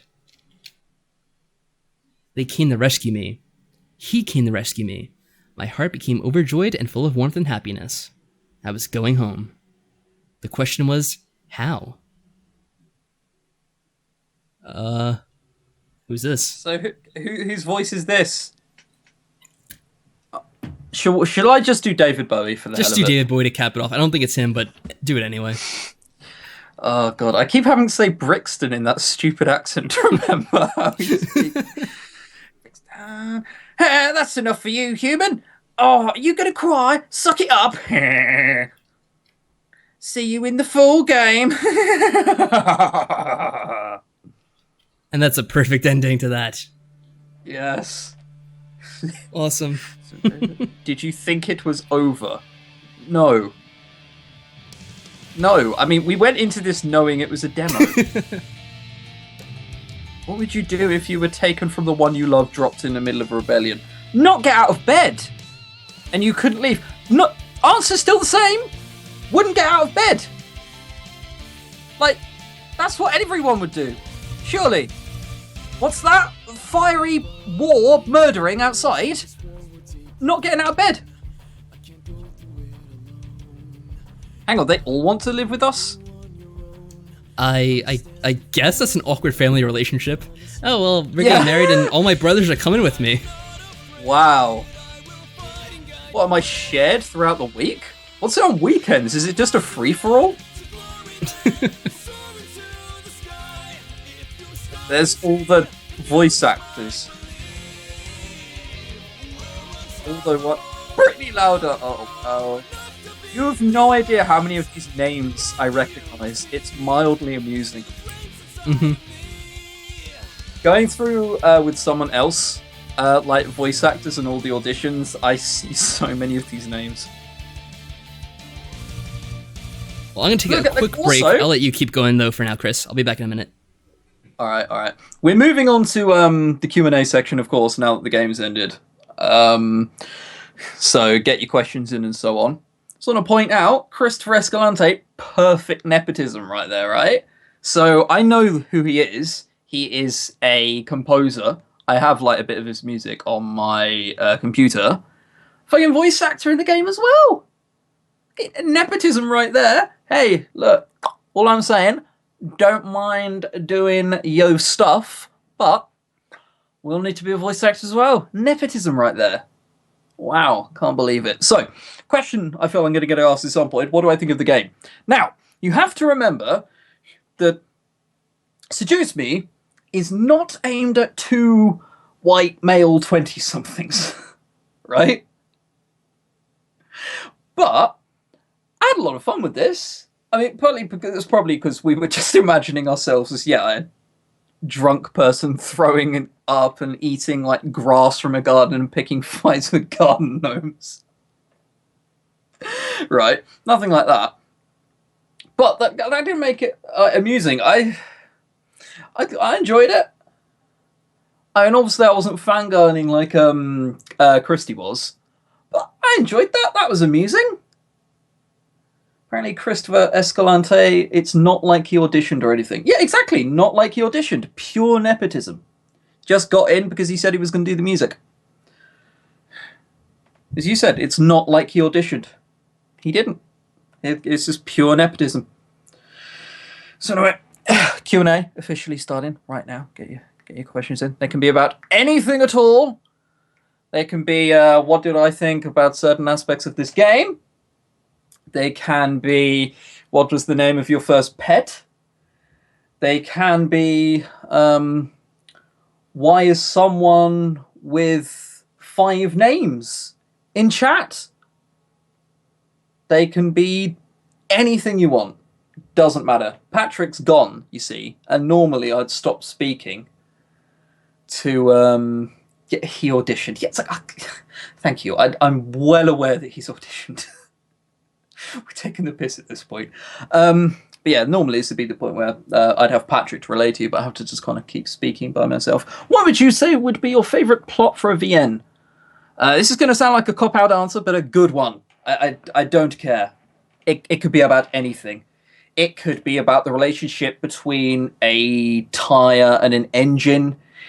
It could be about how you have a spare tyre and you need to lose a bit of weight. I don't care what it's about. Is it written well? Is it good? Then, I'll watch it. I'll watch it. I'll play it. If it's good. Yeah, honestly, it just boils down to that. Will either of you play Closure by Murray? I don't know what that is. What is Closure? I feel like I've heard of it. Closure. Murray. There we are. I was definitely not pronounced their name right. Okay, it doesn't seem to like Murray, so we're going to put visual novel. Probably because I spelt Murray wrong. It's an itch.io game. Sweet. Murray. Oh, was this one of the things which was entered in the Tyranno Build Summer Jam? I seem to recognize the art. This game is... yes. Probably. At some point. I need to do that Nazi desertion game, which Tom My plays. apologies, I'm back now. Hello. Yeah, I need to do that game which Tom recommended, but this will probably be for the next Sunday after that. But yeah, definitely. Probably play at some point. If I bought you Undertale, would you play? See? I have Undertale. And it annoyed me that you can't get a pacifist You're not or genocide. You can't get a pacifist or genocide ending without getting a neutral ending first, and that pissed me off, and that was enough to just make me not bother doing it. It really annoys me games where you have to, in order to get a true ending in inverted commas, you have to do like endings beforehand. It's I don't understand them at all. Patrick, do you have it? No, I do not have Undertale. I have heard a lot about it though. People recommending it. Oh, well, yeah. If you bought him it, I imagine he'd play it. Yeah, sure. I would do it if someone got it for me. Not them saying There you you have are. to. I don't really like go around asking for that.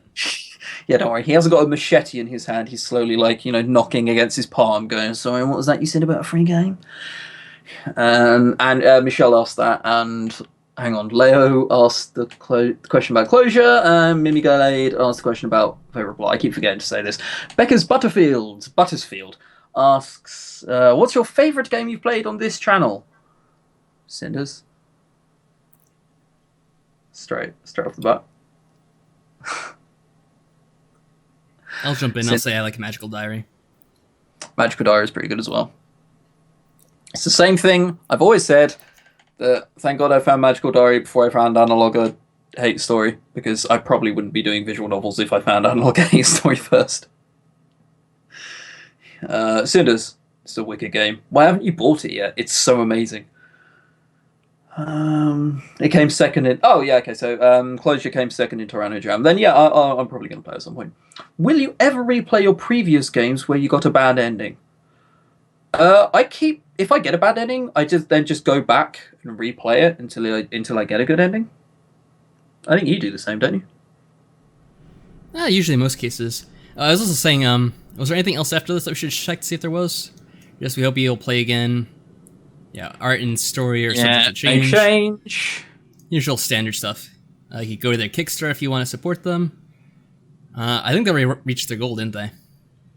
And then some. Yeah, they reached their goal within like 2 days. They got like loads of big donations in, like 4 or 5. They were huge. And I think though they do have stretch goals if you want to check them out. You can. I guess I can't really click on it now because then I just open up a web page for me. But you can probably find it easily by Google if you want to go for that. And yeah, thanks for playing by the Seduce Me team. And thank you guys for providing a very, very lengthy demo. It's quite impressive. Yeah, it's pretty sweet. Oh, Michaela's off now anyway. Have fun. All right, take care. James Brown Jr. VA II is still going to bother us a bit, though. That's fine. That's fine. Even though you have a very, very long name.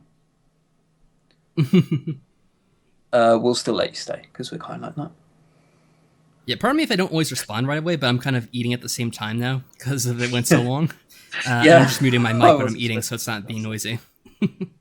Alright, I'll answer the questions initially, and then I'll address you then. But yeah, where I got a bad ending. The only thing is that with bad endings, if I hate the game and I get a bad ending, I just stop. Like Dandelion. I don't know how Patrick put himself through that. Fuck me. It was awful. It was so bad.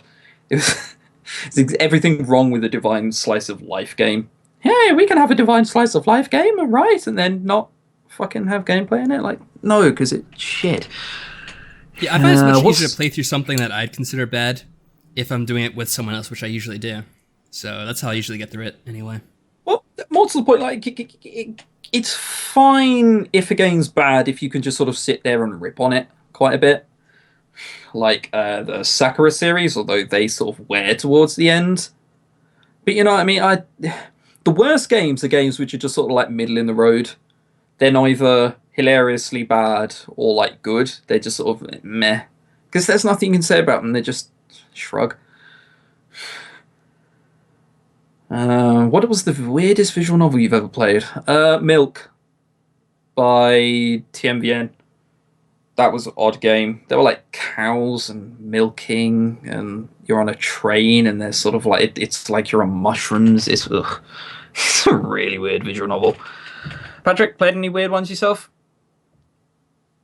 Just like the occasional ones we did for like the VN podcast that we've done over the years. Like, there's a lot of them I can't remember because they're so like experimental. You remember that one? I think my head is darkness. That was like so like weird and experimental. Yeah, that was a bit. It wasn't. It wasn't that one. It was something that we played around the same time as that. Was it called Dis? I don't remember what it was. One of them was like so strange and so experimental. I had no idea what was going on. But yeah. Yeah, there's a big difference between experimental and I'm in art school. Like, and some of those were definitely in the latter.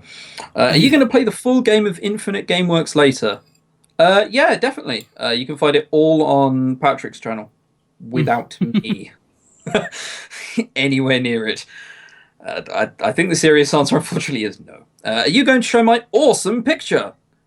Patrick needs to, and he can't be asked because he's eating. Shit. I'll link I'll to do it it later on. Oh, sweet. Okay, I'm gonna link to it Just later on figure it Twitter out. once the stream's ended, as well, It because may it take me amused a me. while to figure out, but we'll see. Image shouldn't be too hard.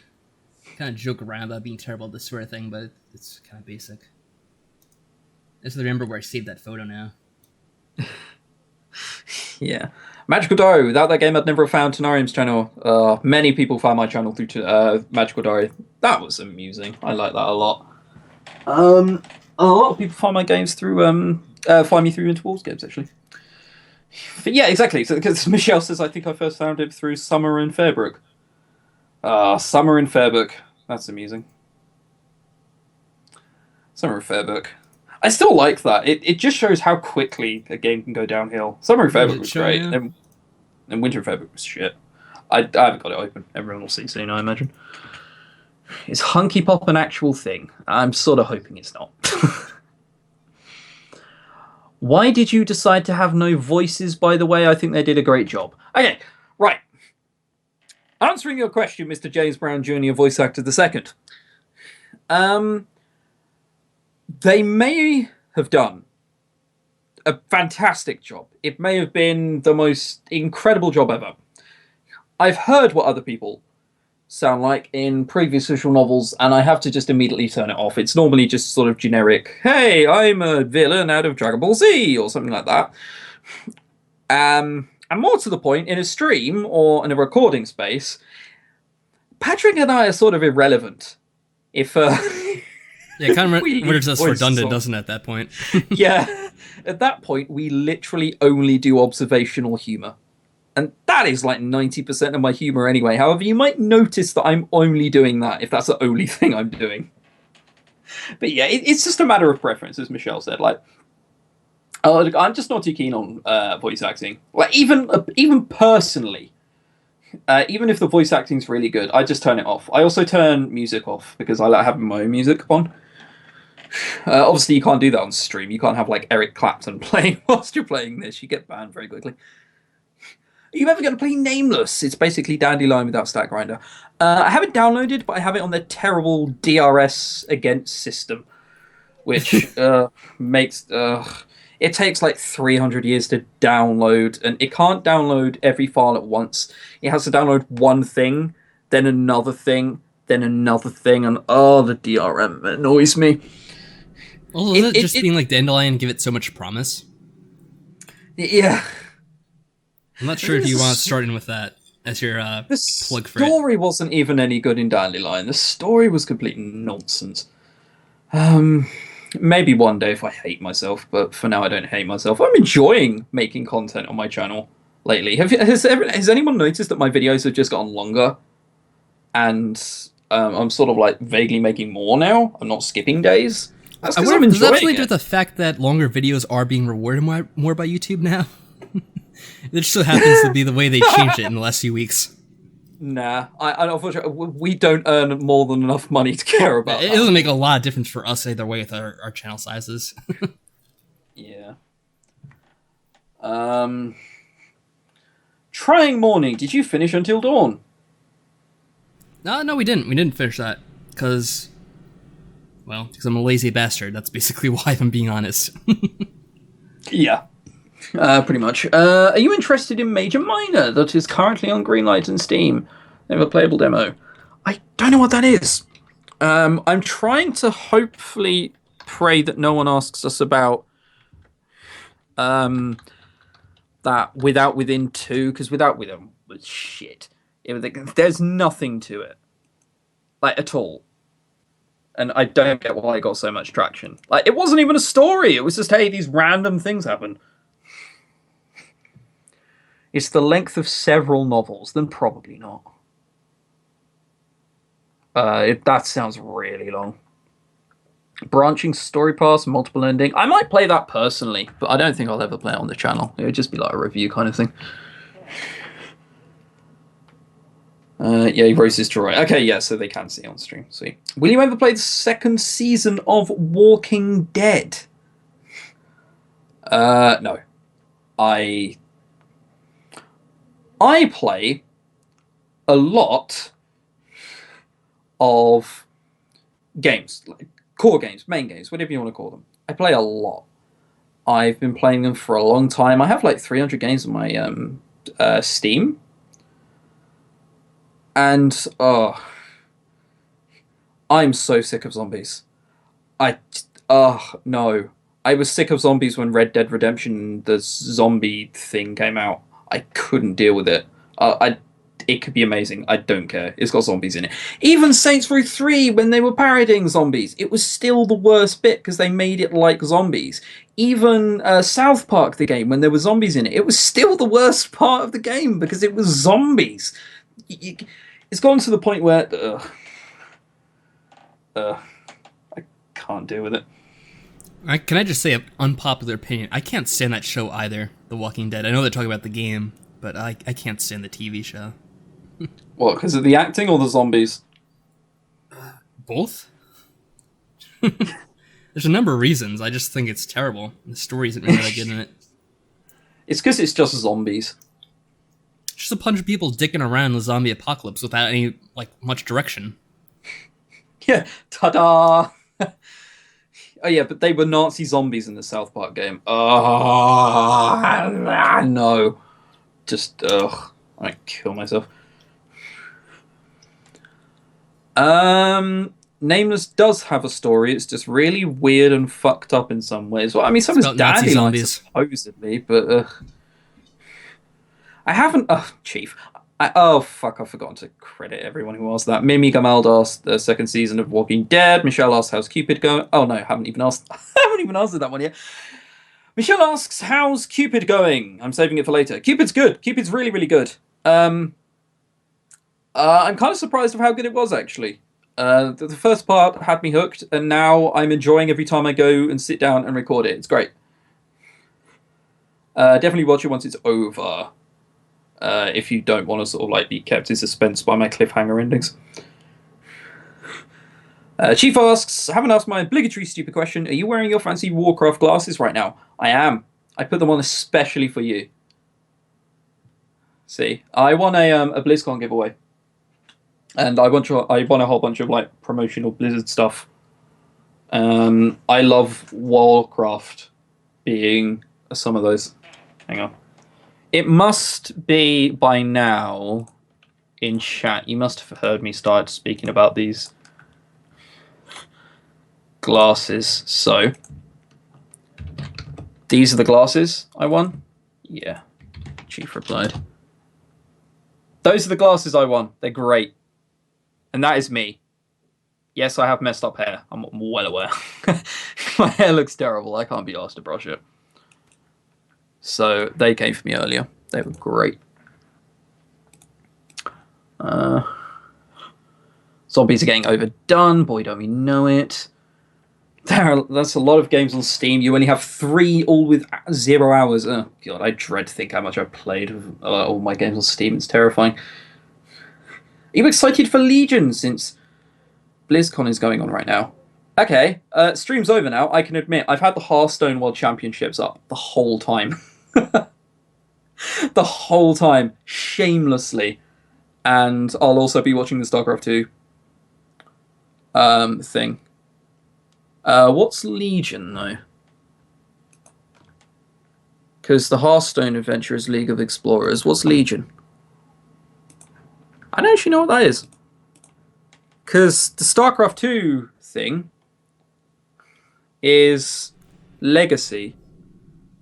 And it's League. I don't know what Legion is, honestly. Yeah, I think we have to use this photo for every podcast we do now instead of your avatar. I think it works better. Yeah. Yeah, people would have no problem with that. Legion is the new expansion. Oh, the World of Warcraft expansion. I've only just started playing World of Warcraft again. I used to be hardcore into it 8 years ago. But then I stopped. So I'm only just getting back into it. Will I play it? I haven't even played Draenor yet. Jesus. We'll see. What about Breaking Bad trying morning? What do you think about that? I never watched it. Isn't it over now at this point? It ended a few years ago, I think. Spoiler, someone dies in it. Spoilers, someone dies. There's a story. Yeah, there is a story. Also, spoiler, there's camera work in that as well. Really? That triggers me. Yeah. Sorry, man. Someone had to tell you. I think I remember you saying at some point, way back when, that you were making a VN. Is that still a thing? I'm still writing. The problem, will it ever see the light of day? Shrug. God knows. Art being the major problem, because I suck at art. I'm really bad at art. And art's is quite expensive. Like, just to put out a game, which I wouldn't be charging for, God knows how much of that cost me in art, especially with what I want to do. So, yeah, will it see the light of day? Probably not. The hand on chin posture. Yeah, that hand on chin posture is because at the minute I'm slightly overweight. So if I put my hand on my chin, you don't notice. Yeah, see? Vanity right there.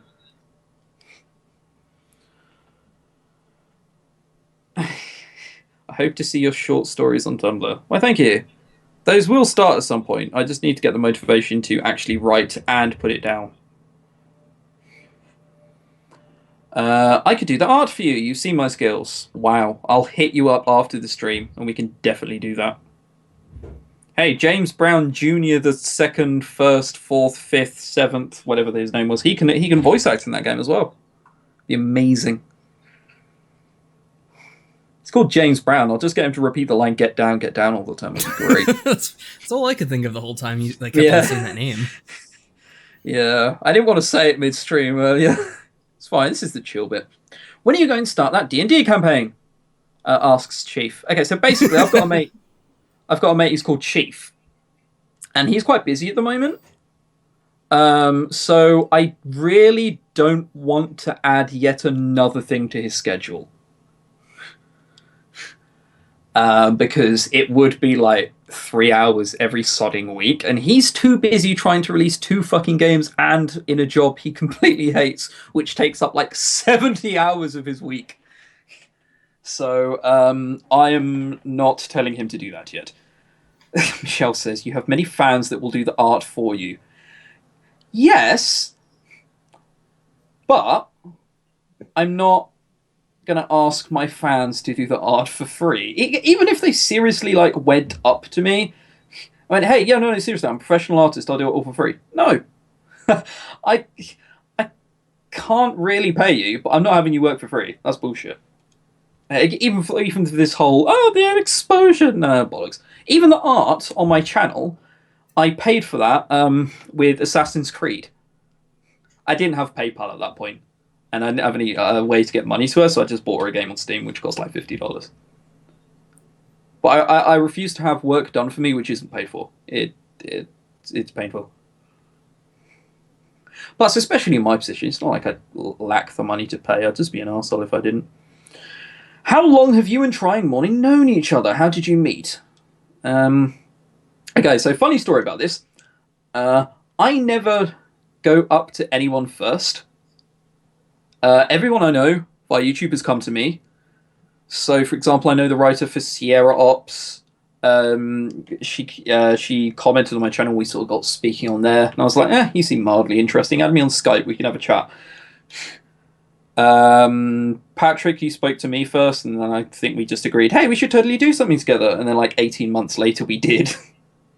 Yeah. That the one thing that we did mention was Wanderlust, and we saw how well that came to fruition. Yeah, Wanderlust. Oh boy, that was a mistake. But now we're like the bestest of friends, I've decided. Yeah, doing VNs together, reading awkward lines which may involve sex and awkward descriptions.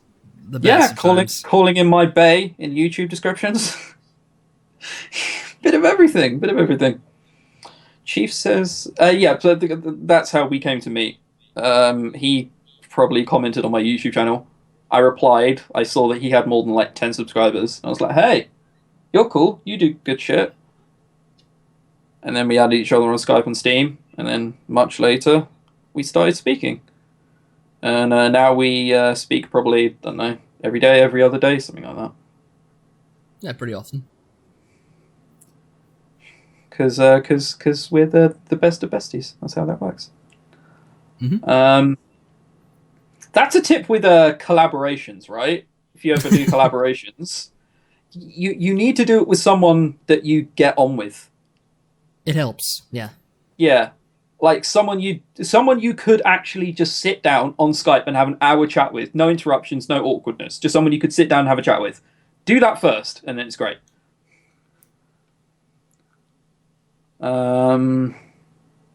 Chief says you missed our game. I don't know what you mean by that. Chief, what do you mean by you missed our game? Tell me. $10 per sprite. Yeah, no, that's way too little. That'd be ridiculous. Yeah, Rosen, considering most of my drawings take 35 seconds each. But hey, I'll be gladly paid for my work. Oh, you're welcome. Mildly interesting, we didn't disagree. There's no need to gush. I gush over Patrick all the time. He is mildly interesting. He has a vague sense of humour. See, right now, my love just cannot be stopped towards him. It's unbounded. Yeah. He's once, in the stream with Christy before that started, I once walked away, and she was like, oh, we should talk shit about him. And Patrick's shit talk about me was, oh, well, for the most part, he's a great guy. That's the best he could muster up. See? It's like a love story. Only that I'm not gay and he has a girlfriend. Other than that, it's like perfect. Yeah, it's a little particulars, but if you believe Christine Love's last game, well, not the last game, whatever game that was, it doesn't really matter. Yeah, it doesn't matter. If you believe it's not your story. That's right, yeah. Don't take it personally by any your story. You can just get over the fact that you're not gay. I put my visual novel on hiatus like a year ago and never went back to it. Decided to write a story, did a paragraph, then took a break. It's pretty impressive. Why did it double post your previous comment? It doesn't. It only does that on your screen. I don't know why that happens. Do the people around know about your VN addiction? Yeah, Patrick, what about your VN addiction? What if your girlfriend finds out? Well, it did happen. One night it was just out on my lawn screaming about VNs and dancing around, and my girlfriend thought I was drunk and being stupid, so she kind of came out. So you went and spoke to me outside, shouted condescendingly. at a few gnomes, and by the next day she That's pretty forgot much how it about it. Yeah. Yeah, as Alison points out, for the most part. Apparently, for the most part, he meant that I make him play terrible games. I do have to hold that against you. Every now and then you make me play certain things which make me want to gouge my eyes out. So yeah, but you made me play John Cena, so whatever. Yeah, that's the opposite of what happened, but sure. Yeah, whatever. You know, same thing. Now must attempt to talk to Tenarium on Facebook again. Yeah, sorry about that. I'm terrible at replying to people on Facebook. I just don't check it, ever. Or, what used to happen is I get drunk, read my messages, and go, oh, I'll reply them tomorrow. And then just forget I have messages to reply to. I'm terrible at replying on Facebook. I only generally reply pretty much immediately on Skype. But I only generally give my Skype out to people I've spoken to on Skype. Which admittedly, don't get me wrong, is difficult. Like, I see this is just circular reasoning. But yeah, it's generally how I do it. But by all means, give it a go. I'll try and reply if I remember. Just, I apologise if I do forget. It's not deliberate. I'm not deliberately ignoring everyone. I'm just terrible at responding. Yeah, I'm just terrible at responding. On Facebook. I have Steam, but it fucks me off when I might start removing a few people from that. Just because the amount of messages I get whilst I'm playing a game. Oh, that's so annoying. Oh, I don't know why anyone would do that. Just in the middle of playing a game, and they're like, hi, how are you? I'm playing a fucking game, fuck off. Are you supposed to schmooze? So basically, the way you get onto my Skype is you have to know someone who knows me, and then you just get on a Skype call when we're chatting someday. Basically, you need to get friendly with Patrick. Oh, great. Now I'm going to have everyone coming to me and being like, oh, hey, add me to Skype. Dude, we've established this before, off Skype. That you're the approachable one. No, honestly, I think you have more people on your Skype than I do. Probably. Oh, yeah, but I know most of the people on my Skype. Like, Yeah, most of them are either work or friends. But you're the more approachable one. You're the one who'll take compliments seriously. I go, oh, thank you, and then just forget about it. I do really appreciate compliments, don't get me wrong. As you say this to your viewers right now. Yeah, just, I don't indulge in them too much. I know people appreciate my work if they keep coming back and watching. Like, you guys. I mean, like, you've been here for a while, so I know that you most probably like my work. Yeah, if you hung around for the entire stream, take some dedication. Yeah, exactly. It's a long stream. Yeah, exactly. So you don't need to go, oh, wow, my God, you guys are incredible. It's like, I could guess that you probably enjoy it. Michelle just typed schmooze try into chat. This is her. That's how it works, attempt. yes. Chris asks Leia Wolfish, Chris, in a game where you can insert your own character, will you use Brian Blessed again?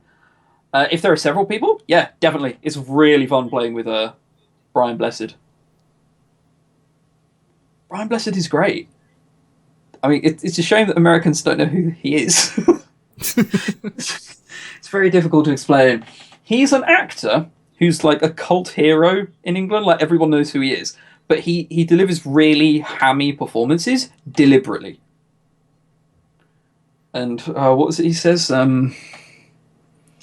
Sometimes the audience don't quite like performance. I just say that you're not speaking loud enough. He's great. He's also very well renowned for saying the words, Gordon's alive. Because of Flash Gordon. Again, another film Americans haven't seen. I don't, it's awful. Gotta go invisible on Steam. I spend most of my time offline. If you look at me now, I'm offline. Just occasionally, I have to go online to like join other people's games in Civ or Divinity, Original Sin, or Battle.net is somewhere I have to be online, but all the time. But luckily, not really much of a problem being online in Battle.net, because the only people I have on Battle.net are friends. And also, I actually reply on Battle.net as well, but that's only because I'm playing Hearthstone. I don't mind chatting to people whilst I'm doing that. Hang on a second. Do I even fucking have you, Alison, on Battle.net? What is your Battle.net account? I don't know. Message me with it. I'll add you. I shall haunt you, both of you, problem solved. It's not quite what we meant by schmoozing, I feel.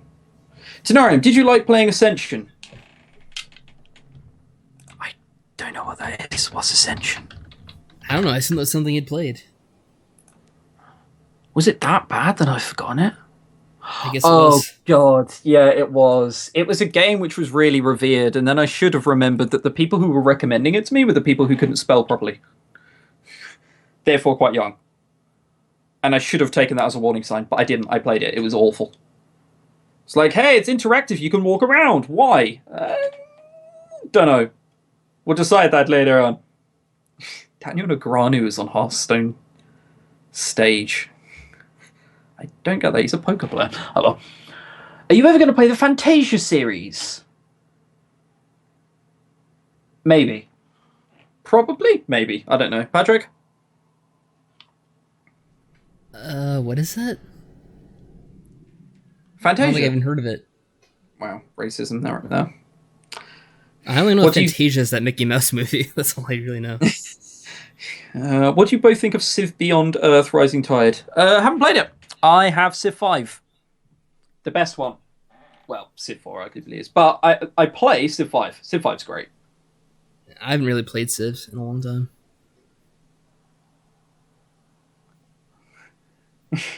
It was the white hair gel that you can adjust personalities. Oh, okay. That one. Sounds great. There's some banter going on in Hearthstone at the minute. It makes no sense.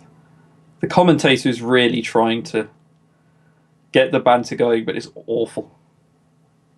Anyway, that seems... Oh, what VNs are you going to play next? Okay, so in the new year, there's a whole bunch of them that comes out. Winter Walls are doing one. Cyanide Tea get one. And Solstice is coming out. Solstice takes complete priority. As soon as that's out, it will be on my channel within... Everything stops. Hour and a half, I reckon. Honestly. It will be out, I'll download it, I'll record it immediately, render it and upload it. I'm fucking hyped for Solstice. So that's next. Summer Intrigue is coming out soon. Winter Wolves card game. Thing is, I'm not sure whether I should do Winter Wolves' card game, because I'm quite good at card games, which is something I don't really let on. And that's just not interesting to see. Everyone's used to me being a bit of a doofus, you know, a bit silly.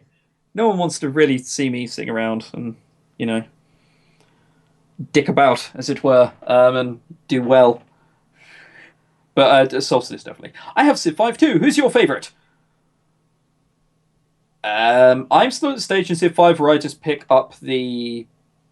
I pick the most... like the... Civilization I like the most, as long as it's not England. You never play as the team you support. Also, Patrick, what visual novels are you playing next? What visual novels am I playing next? Over the next year or just next? Next. I don't know. Whatever kind of gets demanded. That's usually what I do. Like, I'm just playing Cinders now, and then if someone requests something, I'll probably go to that next. I don't know. I haven't really... To be honest, I don't really even know what I'm going to go into next after this, because I don't really know any visual novels that are too crazy that came out lately. Yeah, it's always a bit of slow in the lead up to Christmas. Have you got any funny memories, experiences playing VNs? I'll remember this for a while. This was the best stream we've done. I love this one. Right. It's great. Like me doing the saxophone whilst Patrick did the sex scene. You stayed so composed throughout that. I don't know how you did it. It was difficult. Fucking impressive, man. Chief says, I don't believe you are good at card games. Fine. There's also the whole Rook moment back in... oh, God, yeah. The whatever Rook. that was. Oh, Jesus. I enjoyed that as well. That was amusing. So, yeah, those. Chief says, I don't believe you're good at card games. Mate, I'll fucking get on a call with you after this, and I'll smash you all about. And we'll do the hokey pokey, and we'll move about. I don't know how that goes. But I'll beat you at Hearthstone, basically, is what I'm trying to say. Because I'm awesome at Hearthstone. My contribution to Drunk Ogu. It's the garden gnome, muscle, a sick face, and a martini. I really like Solitaire. Not those kind of card games. Jesus. Yeah, not those kind of card games. I meant like nerdy ones. The ones where you can't go to without being a bona fide nerd. I play Hearthstone quite a lot. Last season I got to rank 4. And this season, hopefully, I look to push for Legend. Genuinely, I look to be in the top couple thousand in Europe. Damn. Which is achievable. Last season I was in the top 1%. This time I want to actually be in Europe's elite Hearthstone players. Which is achievable if I just play enough. Get like Yu-Gi-Oh! Sure, yeah, like Yu-Gi-Oh! Man, I once had a Yu-Gi-Oh! Game. I can't remember which one it was. It was like the Battle of the Rose or something. Fuck me, was that difficult. You just had to rely on luck to win it. Yu-Gi-Oh! War of the Roses? Yeah, that's the one. Like Magic the Gathering, ask 2 people in complete unison. Yes, like Magic the Gathering. Like Magic the Gathering. Magic the Gathering is pretty sweet. Never been able to get into it properly, though. It's really expensive. If you have a card which is like 10, 15 years old, it's worth so much. Do you guys like chess? Patrick, you seem like the chess type. No offense. Because I've never played chess. Oh, damn you. Is this that moment I have to admit that I don't mind chess? Go for it. Yeah, I don't mind chess. I like chess. I suck at it, though. I haven't played it in yonks. I used to be good at it at school. I used to be able to beat everyone. But that's because... My problem is I only have sort of 3 starting moves. I don't know how to sort of like branch out from there. And how to get more. I normally start with the horse formation. So yeah, I still play Magic online, and yeah, it's expensive. Yeah, Magic's just so expensive. It's so difficult to get into. That's why I'm lucky I got into Hearthstone the time I did. So looking to push into that top 1,000 European players. Is there any game that you're elite at, Patrick? A game that I'm elite at? No, I don't really play anything with like a competitive slant to it, really. Tut, man. You should. You should prove to everyone just how amazing you are at games. I know. That's why I try to do the visual novels, show how well I can read their visual novels. It's my way of showing off. Dude, you joke. There are speed runs online. I know, you told me about it. Yeah, man. Like, people use auto clickers and shit. Like, is that cheating? It just seems rather pointless if you ask me, but sure. Yeah. But whatever. Right, I think that'll be... Oh, do you guys like cheese? I do. I love cheese. Sure, it's fine. I used to have cheese boards. Like, that's how much I like cheese. Right down here, at the moment, I have a Wensleydale and cranberries somewhere. That's amazing. How about you, Patrick? You a big lover of that cheese hype? No, it's alright, I guess. But to be honest, I didn't even see that question. Who asked that? Mimi Goulet. I'm sorry, I know I butchered your name. I don't know how to pronounce it. Just for asking about chess. She did, but there's also one about cheese. I still don't see it.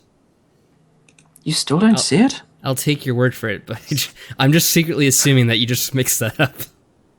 No, it's generally there. The question is there. Do you guys like cheese? Yeah. The viewers have gone up. They haven't. It's been a consistent 20 throughout. The problem is that YouTube is fucking terrible at showing the actual amount of viewers in. I'm the only one who can see it. No one else sees the cheese comment. Dude, it's fucking there. Do you guys... The person that said that you're claiming said it is asking where. Yeah, I see what's happened here. It's fine. Nothing happened. Do you? Yeah, if you look closely enough, you'll see what I've done. But it's fine. That didn't happen. No idea what you're on about, Leo. No idea what you're on about, mate. I think you're probably getting confused. Luna, you too, getting confused. They're all getting confused, man. It's been a long day. Yeah, it's been like 4 hours. Yeah, are there any more questions you'd like to ping at us? Or are we free to go? I don't even know what I'm going to do with this. I'm probably going to try and convince Chief to play a few games with me. And then he's going to say no because he has serious work to do. Mm-hmm. And then I'm going to say, see, that's why we haven't started D&D yet. Ah. And then he's going to go harumph, harumph, harumph. And then we're going to have all of the fun. I ran a mile today. That is effort. Don't run. It's effort. Just stay fat. It's much easier.